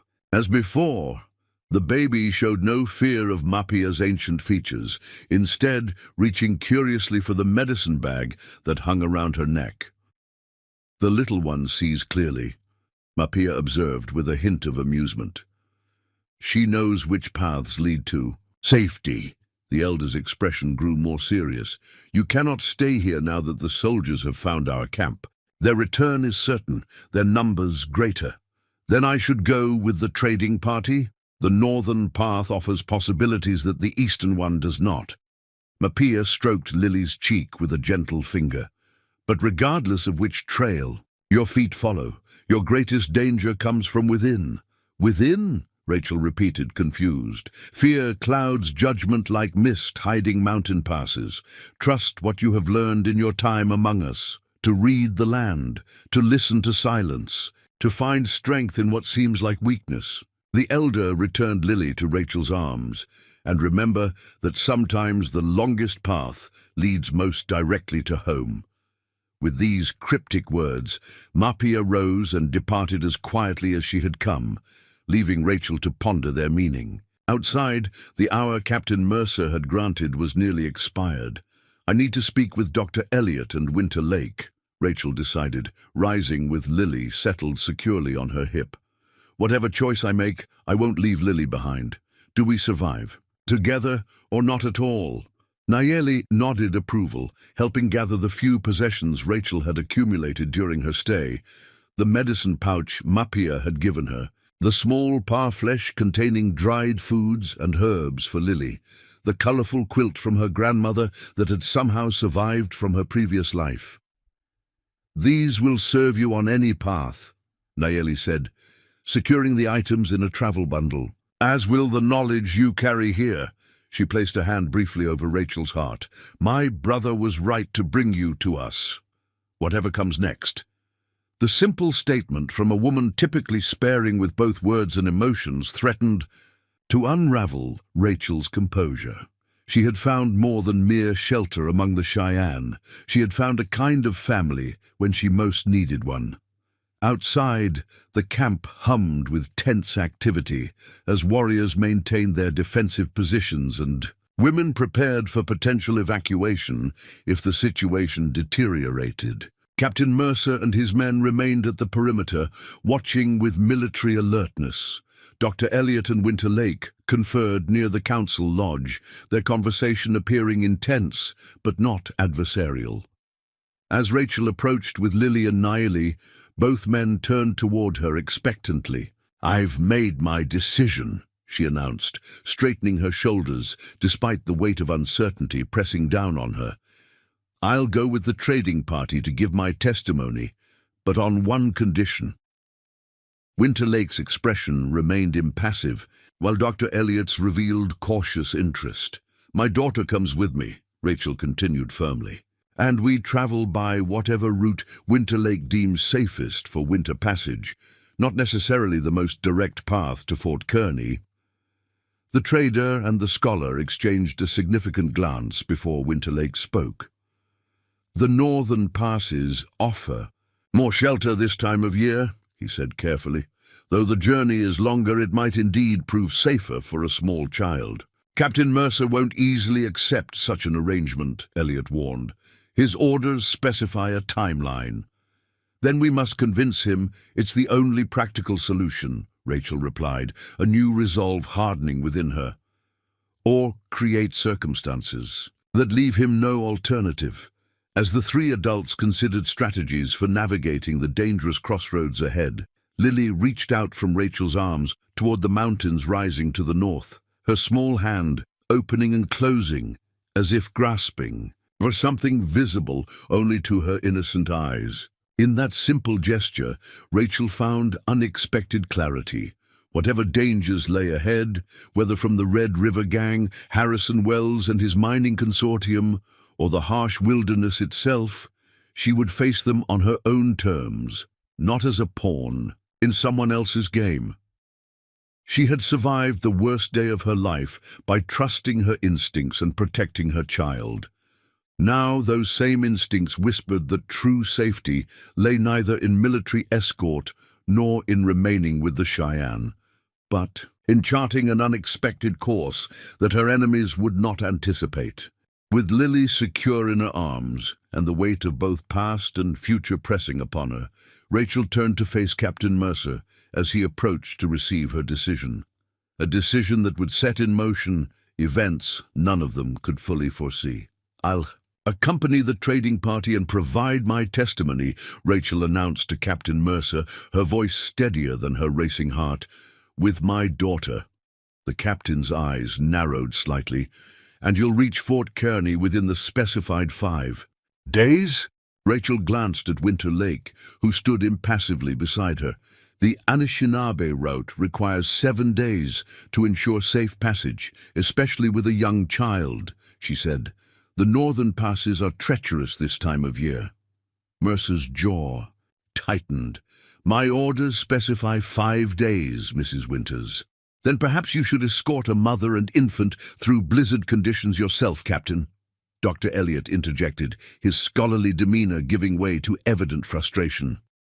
"I'm certain the territorial governor would be most interested to hear how you endangered a baby's life to meet an arbitrary deadline." The captain's gaze shifted between them, clearly calculating his options. The standoff with the Cheyenne warriors had not dissipated. If anything, their numbers had increased as word spread through the camp. 7 days, he conceded finally. But not one more day, and Dr. Elliot will be personally responsible for ensuring you appear at Fort Kearney. He fixed the academic with a pointed stare. Your reputation with the territorial authorities would not survive any misunderstandings. I'm well aware of my responsibilities, Elliot replied stiffly. With negotiations concluded, Captain Mercer insisted on a signed document acknowledging the arrangement. Rachel's hand trembled slightly as she marked the paper, aware that she was committing to a course that might lead either to justice or greater danger. As the military delegation prepared to depart, Mercer approached Rachel. Last time, his voice pitched low for her ears alone. A word of advice, Mrs. Winters. When you reach Fort Kearney, stick to verifiable facts. Speculation about mining interests or conspiracy theories will only complicate your situation. Are you threatening me, Captain? Rachel asked, meeting his gaze directly. Warning you, he corrected. There are powerful men involved in this investigation, men who expect certain outcomes. Before she could respond, he returned to his men, and within minutes, the soldiers had mounted and departed down the eastern trail, dust rising behind them like ghosts in the morning light. They will send runners ahead to Fort Kearney, Kia observed as they watched the military party disappear. Whatever awaits you, there will be well prepared. Rachel nodded grimly. Then we must be equally prepared. The next few hours passed. In a flurry of activity, the Anishinaabe traders, now unexpectedly responsible for a woman and infant's safe passage, reorganized their supplies to create a suitable traveling space. Winter Lake instructed his men to construct a small shelter that could be mounted on one of their travois, a framework of insulated hides that would protect Lily from the worst of the winter weather they might encounter. Meanwhile, Rachel conferred with Nayeli about provisions for the journey. The Cheyenne woman efficiently packed a parfleche with dried meat, pemmican, herbal remedies, and special tea mixtures to maintain Rachel's milk supply. The northern route passes through Blackfoot territory, Nayeli explained as she worked. Winter. Lake's people maintain peace with them, but be cautious nonetheless. Do you think we'll actually reach Fort Kearney? Rachel asked quietly. Voicing the question that had hung unspoken between them, Nayeli's hands paused briefly. I think you will follow the path that best protects the little one. Her dark eyes met Rachel's. Whether that leads to the fort or elsewhere, in that moment of silent understanding, Rachel realized how well this woman, from a culture so different from her own, had come to know her. The realization brought both comfort and a sharp pang of impending loss. As midday approached, Dr. Elliot sought Rachel out as she packed the few possessions she would take from the Cheyenne camp. I've been speaking with Winter Lake, he said without preamble. There may be another option beyond Fort Kearney. Rachel glanced around to ensure they weren't overheard. What kind of option? His trading route continues to Fort Benton after the Kearney stop. From there, riverboats travel to Helena when the ice allows. Elliot lowered his voice further. I have colleagues at the university with connections to the federal marshal's office. If your testimony implicates Wells and his associates in broader criminal activities, federal jurisdiction could supersede territorial authority. Hope flared briefly in Rachel's chest. You think federal authorities would be beyond Wells's influence? Not entirely, perhaps, but their investigation would be more difficult to manipulate than a territorial one. Elliot's expression grew serious. However, reaching Helena would mean bypassing Fort Kearney entirely, effectively making you a fugitive from territorial justice. The gravity of such a choice settled heavily on Rachel's shoulders. Evading Captain Mercer's orders would confirm her as a criminal in official eyes, regardless of her innocence. What would you advise? She asked, studying the scholar's face. Elliot considered carefully before responding. As an academic dedicated to truth, I cannot in good conscience advise anyone to evade lawful authority. He paused significantly. However, as a man who lost his family to similar violence and saw justice perverted, I understand that sometimes official channels fail those most vulnerable. It wasn't a direct answer, but his meaning was clear enough. Rachel nodded slowly, absorbing the implicit support for whichever difficult choice she might make. "Winter Lake leaves within the hour," Elliot added. "I'll accompany you regardless of the route we ultimately take. My investigation remains incomplete without your full account." As Rachel finished her preparations, Takoda appeared at the teepee entrance, his young face uncharacteristically solemn. In his hands, he carried a small wooden carving, a miniature, horse similar to the toys he occasionally crafted for Lily's amusement. "For the journey," he said quietly, offering the carving to Rachel. "My father taught that horses carry prayers faster than feet can walk." Rachel accepted the gift, touched by the boy's gesture. Over the weeks, Takoda had become something between a brother and guardian to Lily, his initial wariness transforming into genuine affection. "We will miss your stories," he added, his carefully constructed English conveying more emotion than his reserved expression. "Perhaps I'll return with new ones," Rachel replied, knowing even as she spoke that such promises were beyond her power to keep. The boy nodded, understanding the unspoken complexity. "Nayeli says to come. The trading chief is ready." Outside, the Cheyenne community had gathered to witness their departure. Rachel was startled by how many faces had become familiar over her weeks among them. Singing Brook, who had taught her to prepare pemmican, old Mapia with her cryptic wisdom, even Hotam, whose initial hostility had gradually mellowed to grudging acceptance. Nashota stepped forward as Rachel approached, with Lily bundled securely against her chest. The chief spoke briefly in Cheyenne, his weathered face betraying rare emotion. "He says the doors of our lodges remain open to you and the little one," Kiya translated. "The Cheyenne do not forget those who have shared their fire." Rachel bowed her head in acknowledgement, finding her throat too tight for proper words of gratitude. How could she adequately thank people who had taken in strangers when they themselves faced such precarious existence? Nayeli approached last, her practical nature asserting itself even in farewell.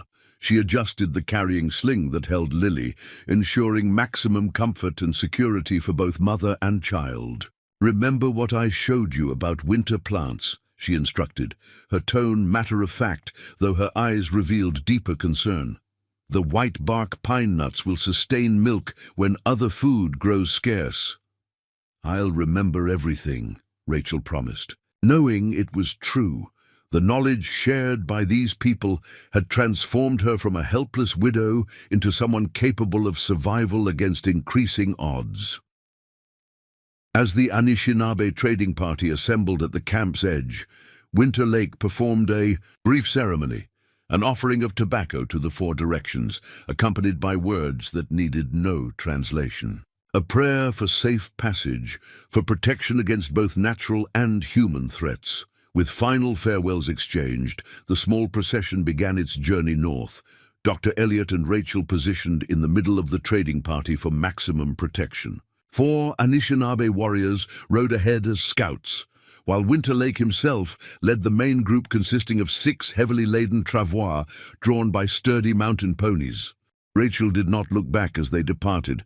The temptation to glimpse one last time at the community that had sheltered her was strong, but her focus needed to remain forward-fixed, alert to whatever dangers might lie ahead. They traveled steadily through the afternoon, following game trails that wound higher into the mountains rather than descending toward the more exposed plains. The path grew increasingly steep, forcing them to dismount and lead the horses through particularly treacherous passages. By nightfall, they had reached a sheltered basin nestled between towering rock formations, a natural fortress that offered protection from both weather and unwelcome eyes. Winter Lake directed the establishment of camp with practiced efficiency, his people erecting small hide shelters and building fires that produced minimal smoke. "We make good distance today," he told Rachel as she settled Lily for nursing beside one of the small fires. "Tomorrow's path will be more difficult, but safer from those who might follow." "Do you expect the captain to change his mind?" Rachel asked, glancing toward the darkening trail behind them. Winter Lake's expression remained impassive. "Military men follow orders, not hearts. If his orders change, so will his actions." He gestured toward the northern horizon. "But snow comes soon. Heavy tracks will be covered by morning." Sure enough, as darkness deepened, the first fat snowflakes began to drift down, gradually transforming the landscape into a ghostly white expanse that would indeed hide their passage. Rachel viewed the weather with mixed emotions: gratitude for the natural concealment it provided, concern for the added challenges it would bring to their journey. Dr. Elliot joined them after helping establish the night's patrol rotation with Winter Lake's warriors. Despite his academic background, he had adapted surprisingly well to wilderness travel. "The snow will slow any pursuit," he observed, warming his hands at the fire. "But it may also close certain mountain passes if it continues heavily." Winter Lake nodded agreement. "We have two paths, one faster but more exposed, one slower but hidden." He studied the snowfall thoughtfully. "Decision comes with dawn's snow depth." As the trading chief moved away to check on his men, Elliot lowered his voice. "This is our opportunity to consider alternatives, Mrs. Winters. Once we commit to either Fort Kearny or Fort Benton, changing course becomes significantly more difficult." Rachel glanced down at Lily, now sleeping peacefully after nursing. The baby's complete trust in her protection weighed heavier than any snow. "If we bypass Fort Kearny, what are the consequences?" she asked, needing complete clarity before deciding. "Legally, you would be in violation of a military order, potentially subject to arrest." Elliot's scholarly precision didn't soften the harsh reality. However, winter conditions make significant pursuit unlikely until spring. By then, if federal authorities become involved through my colleagues, your status could change substantially. And Lily? No orders exist concerning her. Technically, she remains outside the jurisdiction of this matter entirely. Rachel considered the options, weighing risks against potential justice. The banker Wells and his mining interests, the Red River gang that had murdered her husband and friends, Captain Mercer's thinly veiled warnings, all these forces aligned against her single testimony. Yet something Thomas had said months ago during their journey west echoed in her memory. "Justice isn't always found where you expect it, Rachel. Sometimes you have to seek it through side trails when the main road is blocked." "I need to write everything down," she said suddenly, the beginnings of a plan forming in her mind. Every detail of the massacre, descriptions of the attackers, what I heard them say about Jennings and the strongbox, names, faces, times, everything I can remember. Elliot nodded encouragingly. "An excellent precaution. I have paper and pencil in my saddlebags." "More than a precaution," Rachel clarified. "Insurance, multiple copies distributed to different hands." She lowered her voice further. "If something happens to me before we reach whichever fort we choose, my testimony doesn't die with me." The scholar's expression sobered as he grasped her meaning. "You believe the danger is that immediate. Captain Mercer found us in a hidden Cheyenne camp days away from established trails. Someone wants my silence badly enough to manipulate military authority." She met his gaze steadily. "I won't underestimate what they might do next." Throughout the night, as Lily slept and snow continued to fall, Rachel worked by firelight, documenting everything she could recall about the Whispering Pines massacre. Elliot contributed structured questions that helped organize her testimony, drawing out details she might otherwise have overlooked. By dawn, 3 identical statements existed, each signed and witnessed by both Rachel and the doctor. The snow had accumulated to nearly 8 inches, transforming the landscape into an unbroken blanket of white that obliterated any trace of their previous day's travel. Winter Lake approached as they finished breakfast, his assessment of conditions already complete. "Northern Pass closes soon," he reported. "We must choose now. East to Fort Kearny, 2 days of hard travel in this snow. North to Blackfoot Territory and Fort Benton, 5 days if weather holds." The moment of decision had arrived sooner than Rachel had anticipated.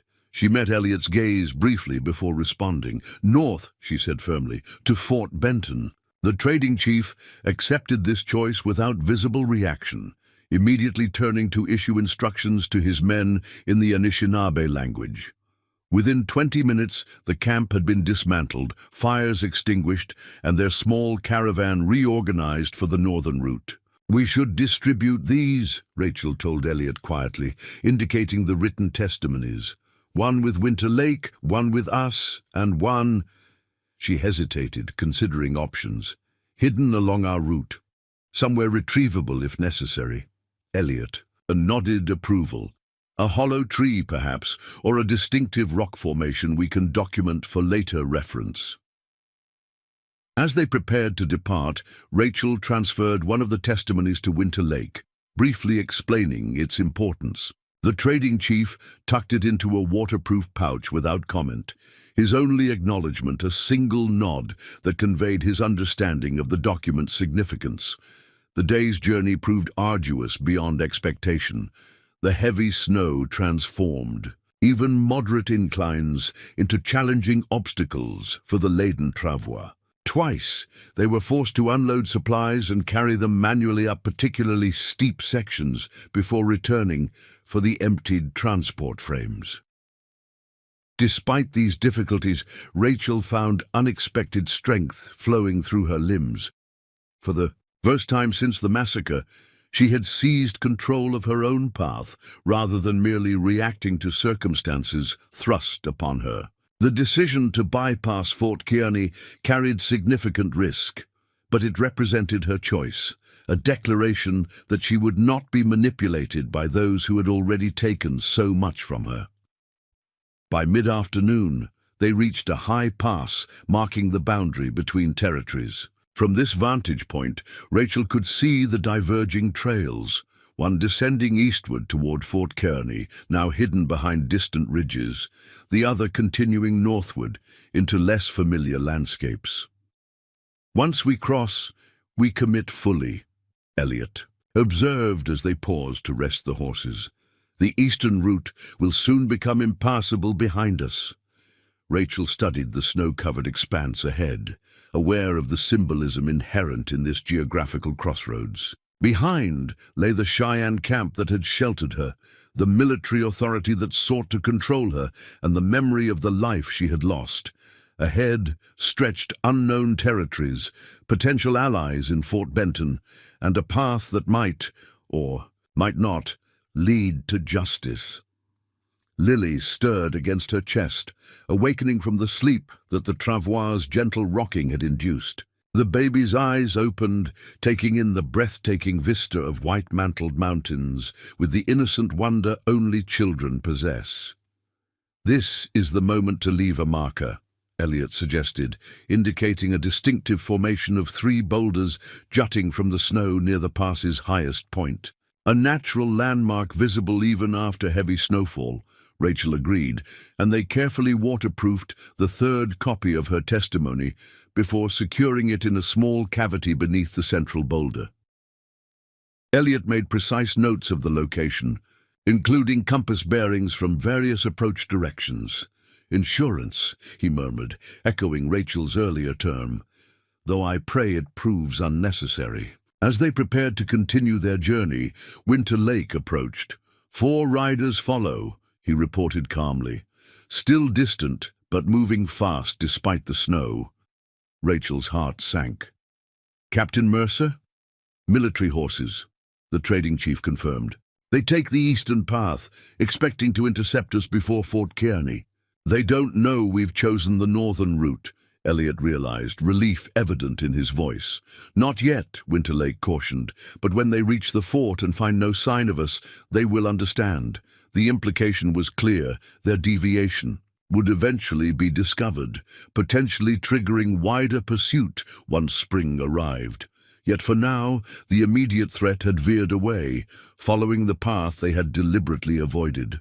With renewed urgency, the trading party crossed the high pass and began their descent into the northern territory. The landscape gradually transformed, pine forests growing denser, valleys deeper as they followed ancient pathways known primarily to native travelers. That evening, as they established camp in a sheltered ravine, Rachel found herself standing slightly apart from the others, Lily securely bundled against her chest. The baby had weathered the difficult day's travel with remarkable resilience, her natural curiosity about the changing surroundings overcoming any discomfort from the journey. Dr. Elliot joined her, offering a cup of hot tea prepared from Niley's herbal mixture. "Winterlake believes we've gained a significant advantage," he reported. "The snowfall continues to cover our tracks, and the military party is committed to the eastern route." Rachel nodded, accepting the warm drink gratefully. "But this is just the beginning, isn't it? Even if we reach Fort Benton safely, even if your colleagues help establish federal jurisdiction, the threat remains, as long as Wells and his associates fear your testimony," Elliot finished her thought.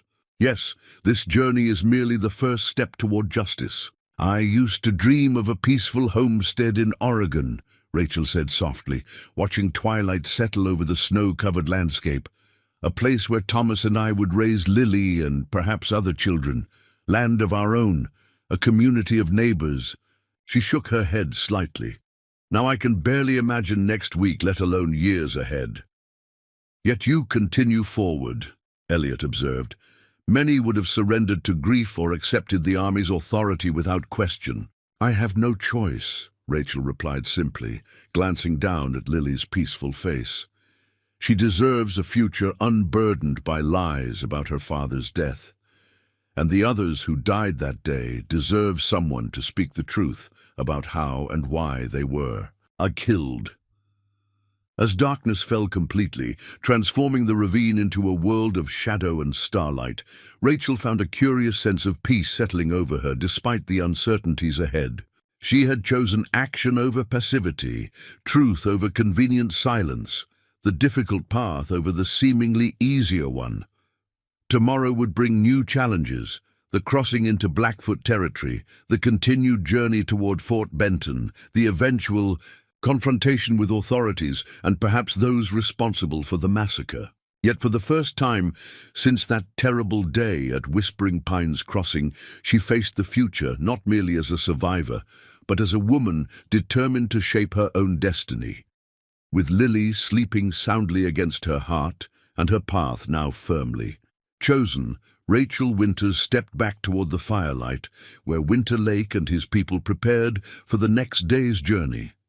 A journey that would carry them beyond the reach of territorial authority and into landscapes where new possibilities, both promising and perilous, awaited. 3 weeks later, Fort Benton rose from the snowy landscape like an unlikely promise of civilization. The trading post's wooden palisades and scattered buildings appeared first as mere smudges against the white horizon, gradually taking shape as Rachel's party approached from the north. Their journey through Blackfoot territory had proven both more arduous and more illuminating than anticipated. Winter storms had forced them to shelter for 4 days in a hidden valley, where an unexpected encounter with a small band of Blackfoot hunters had transformed potential danger into an unexpected alliance. The hunters, recognizing Winterlake from previous trading seasons, had shared both provisions and crucial information about military movements throughout the region. "Soldiers everywhere," Winterlake had translated for Rachel and Dr. Elliot. "Searching mountain passes, questioning at trading posts, looking for a woman and child." The news had confirmed Rachel's decision to bypass Fort Kearny. Whatever interests were aligned against her wielded sufficient influence to mobilize substantial military resources, even in winter conditions that typically limited such movements. Now, as they approached Fort Benton's gates, Rachel felt a complex mixture of trepidation and resolve. This outpost represented her first contact with white civilization since the massacre, her first step back into a world governed by laws and authorities that might either protect or threaten her depending on whose influence held sway. "Remember our approach," Dr. Elliot reminded her quietly as the fort's sentries spotted their party. "You are my widowed sister, traveling with your child to join family in Helena after an illness delayed your journey."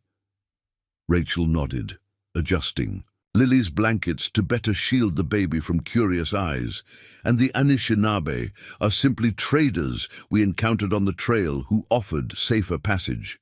Precisely. The fewer connections drawn to the Whispering Pines massacre, the better our chances of reaching my contacts before opposition materializes. Winter Lake led their small procession through the fort's gates, presenting appropriate trading credentials to the guards who regarded the mixed party with curiosity but not suspicion. The Anishinaabe were known entities at Fort Benton, their seasonal trading patterns established and respected. "We seek shelter for 3 nights," the trading chief explained, to the fort's quartermaster, "until riverboat arrives." The mention of a riverboat raised Rachel's hopes. Though many waterways remained frozen, the main channel of the Missouri sometimes remained navigable even in winter, offering significantly faster travel to Helena than overland routes would allow. They were assigned modest quarters in the Traveler's Lodge, a long, low building divided into small rooms for temporary visitors. The accommodations were Spartan but represented luxury compared to the improvised shelters of their journey.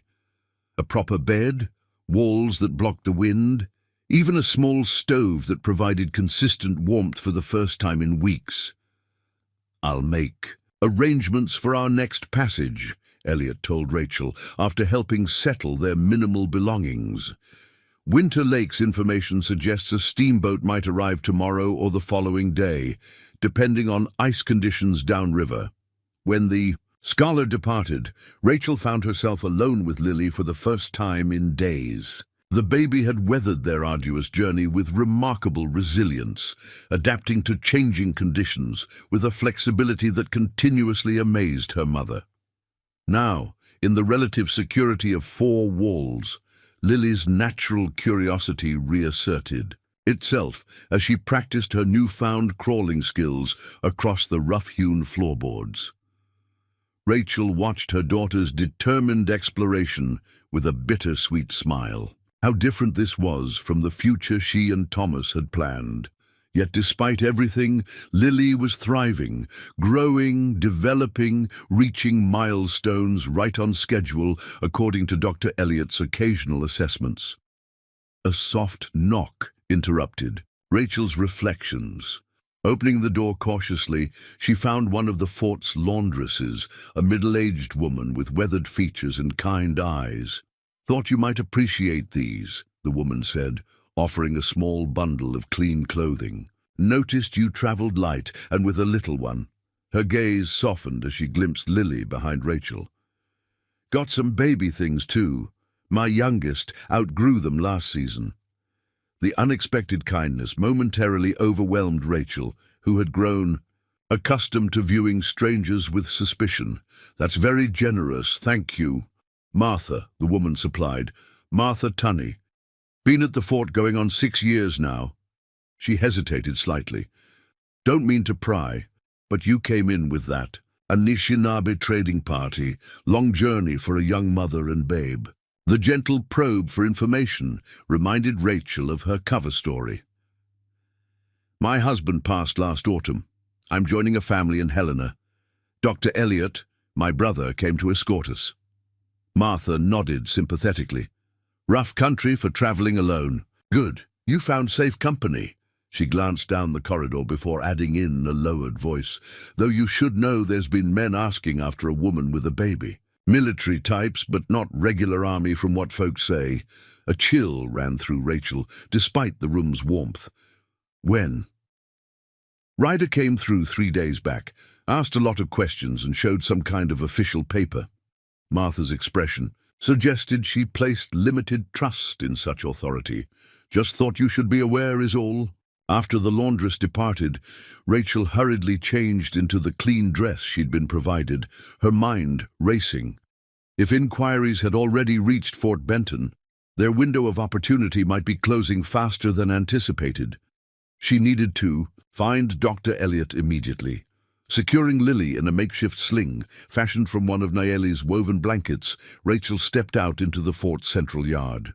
The afternoon bustle of traders, trappers, and military personnel created a disorienting contrast to the wilderness solitude of recent weeks. Conversations in English surrounded her, the first time she'd been immersed in her native language since leaving the Cheyenne camp. She located Elliot at the riverfront docks, deep in conversation with a weathered riverboat captain, whose gestures suggested ongoing negotiation. The scholar's expression brightened upon seeing her, though it quickly shifted to concern as she approached. "We need to speak privately," Rachel said without preamble. Once out of earshot from the docks, she relayed Martha's warning about inquiries for a woman and child. Elliot's scholarly brow furrowed. "This complicates matters. I've just learned the next steamboat isn't expected for 4 days, due to ice flows downriver." 4 days is too long, Rachel concluded, unconsciously tightening her hold on Lily. "If they're already asking questions." "Here? There may be another option," Elliot said thoughtfully. "The captain I was speaking with, Bremen is his name, runs a smaller packet boat that can navigate in conditions too hazardous for the larger steamers. He's departing tomorrow at first light." "To Helena?" "To a trading outpost, approximately 60 miles downriver. From there, established coach routes connect to Helena when weather permits." Elliot hesitated. "It's not ideal. The smaller boat offers less comfort and potentially greater exposure. But it would get us moving sooner." Rachel didn't hesitate. "Book passage. I'd rather face discomfort than wait for whoever is asking questions to find us." That evening, as Rachel prepared for what she hoped would be their final departure before reaching Helena, an unexpected visitor arrived at their quarters. Winter Lake entered with his customary quiet dignity, declining the offered seat with a slight gesture. "We leave at dawn," he announced, "north to winter camps." Rachel looked up from packing the few belongings they had accumulated. "I'm grateful for everything you've done for us. We wouldn't have reached Fort Benton without your guidance." The trading chief acknowledged this with a subtle nod. "A message came with hunters," he continued, "from Cheyenne camp." Rachel's hands stilled. "Are they well? Has there been trouble?" "They moved deeper into the mountains after you leave. Soldiers came again, more this time." Winter Lake's expression revealed little, but his eyes held concern. "Kiya sends a warning. The one called Wells travels with soldiers now, not just seeking you, seeking anyone who helped you." The implication sent ice through Rachel's veins. The Cheyenne who had sheltered her, Nayeli, Takoda, Old Mapia, faced potential retribution simply for offering sanctuary to a widow and a child. "I never wanted to bring them trouble," she whispered. "They chose their path," Winter Lake reminded her, "as you chose yours." From within his fur-lined vest, he withdrew the copy of her testimony she had entrusted to him weeks earlier. "This still goes to mounted police in Canada. My cousin trades there in spring. Your words will reach many ears, not just those at your fort." The strategic distribution of her testimony had been Rachel's insurance policy against silencing. But now it offered something more. The promise that regardless of what happened in Helena, her account of the massacre would eventually reach authorities beyond Wells's influence. "Thank you," she said simply, accepting the return of her written statement. After the trading chief departed, Rachel added the document to the copy she still carried. securing both in the hidden pocket Nayeli had sewn into her dress.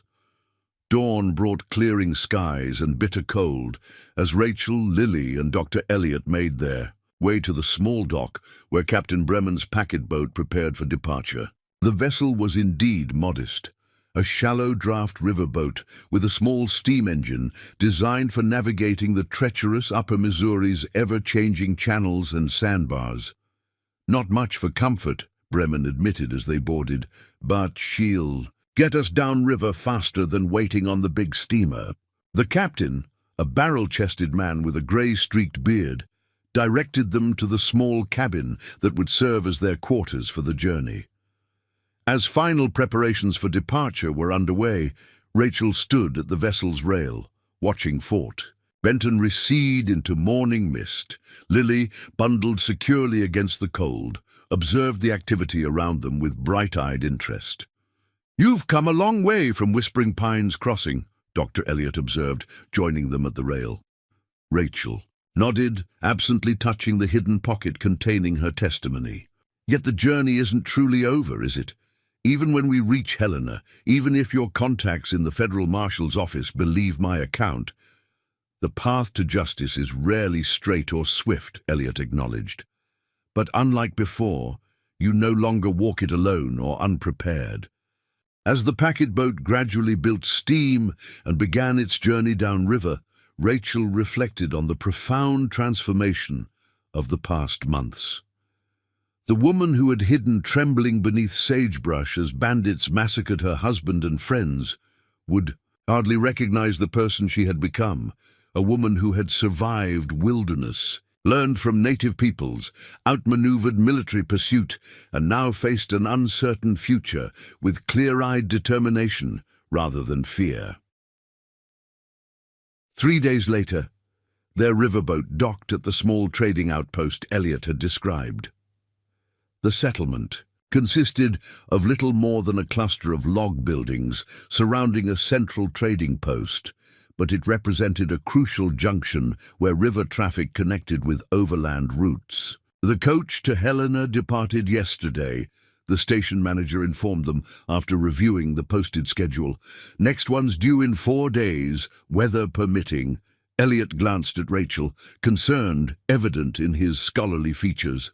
4 days gives potential pursuers time to catch up if they've followed our trail to Fort Benton.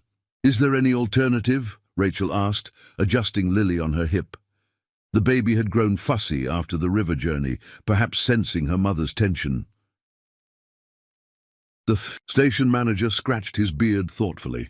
"There's a supply wagon heading out tomorrow morning, delivering goods to outlying homesteads before reaching Helena. Not as comfortable as the coach, but it's moving in your direction."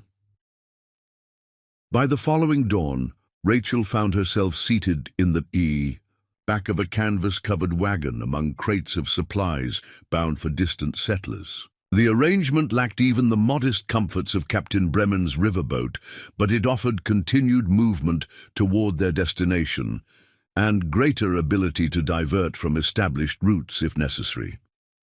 The wagon driver, a taciturn older man named Hammond, who had been making this supply run for 15 years, asked few questions beyond confirming their destination. His weathered features suggested he had witnessed enough frontier hardship to respect others' privacy. On their second day of travel, as they followed a rutted trail through snow-covered pine forests, Hammond suddenly reined the team to a halt. "Riders coming," he announced, gesturing toward a rise ahead where mounted figures had appeared. Rachel's heart constricted as she counted 5 horsemen approaching at a steady pace. Their military-style formation suggested official capacity rather than casual travelers. "Dr. Elliot," she whispered urgently, "if they're looking for us." The scholar's hand moved subtly to the revolver he carried beneath his coat, a precaution that had seemed excessive when they departed Fort Benton, but now appeared prescient. As the riders drew closer, however, their uniforms became visible. Not the blue of U.S. cavalry that Rachel had feared, but a different uniform entirely. Federal Marshals. Hammond identified them with evident relief. Probably patrolling for that gang that hit the mining payroll last month. The lead marshal raised a hand in greeting as they approached the wagon. "James Hammond," he called. "Thought that was your rig." "Marshal Blackwood," the driver acknowledged. "Early in the season for you boys to be out this way." "Special circumstances," the marshal replied, his gaze shifting to the wagon's passengers. "In fact, we're looking for—" He consulted a paper from his saddlebag. "A Dr. James Elliot and companions who might be traveling this route." Elliot stepped forward, his scholarly demeanor belying evident caution. "I am Dr. Elliot. May I ask the nature of your inquiry?" Marshal Blackwood studied him for a moment before his weathered face relaxed slightly. "Your colleagues at the university have been rather persistent, Doctor. When your expected communications failed to arrive, they reached out to our office." He glanced toward Rachel and Lily. "I presume this is Mrs. Winters and her daughter." The direct identification sent alarm through Rachel, but Elliot raised a calming hand. "These are federal marshals, Rachel," he explained quietly, "not territorial authorities. My contacts must have initiated the inquiries I had planned to make upon reaching Helena.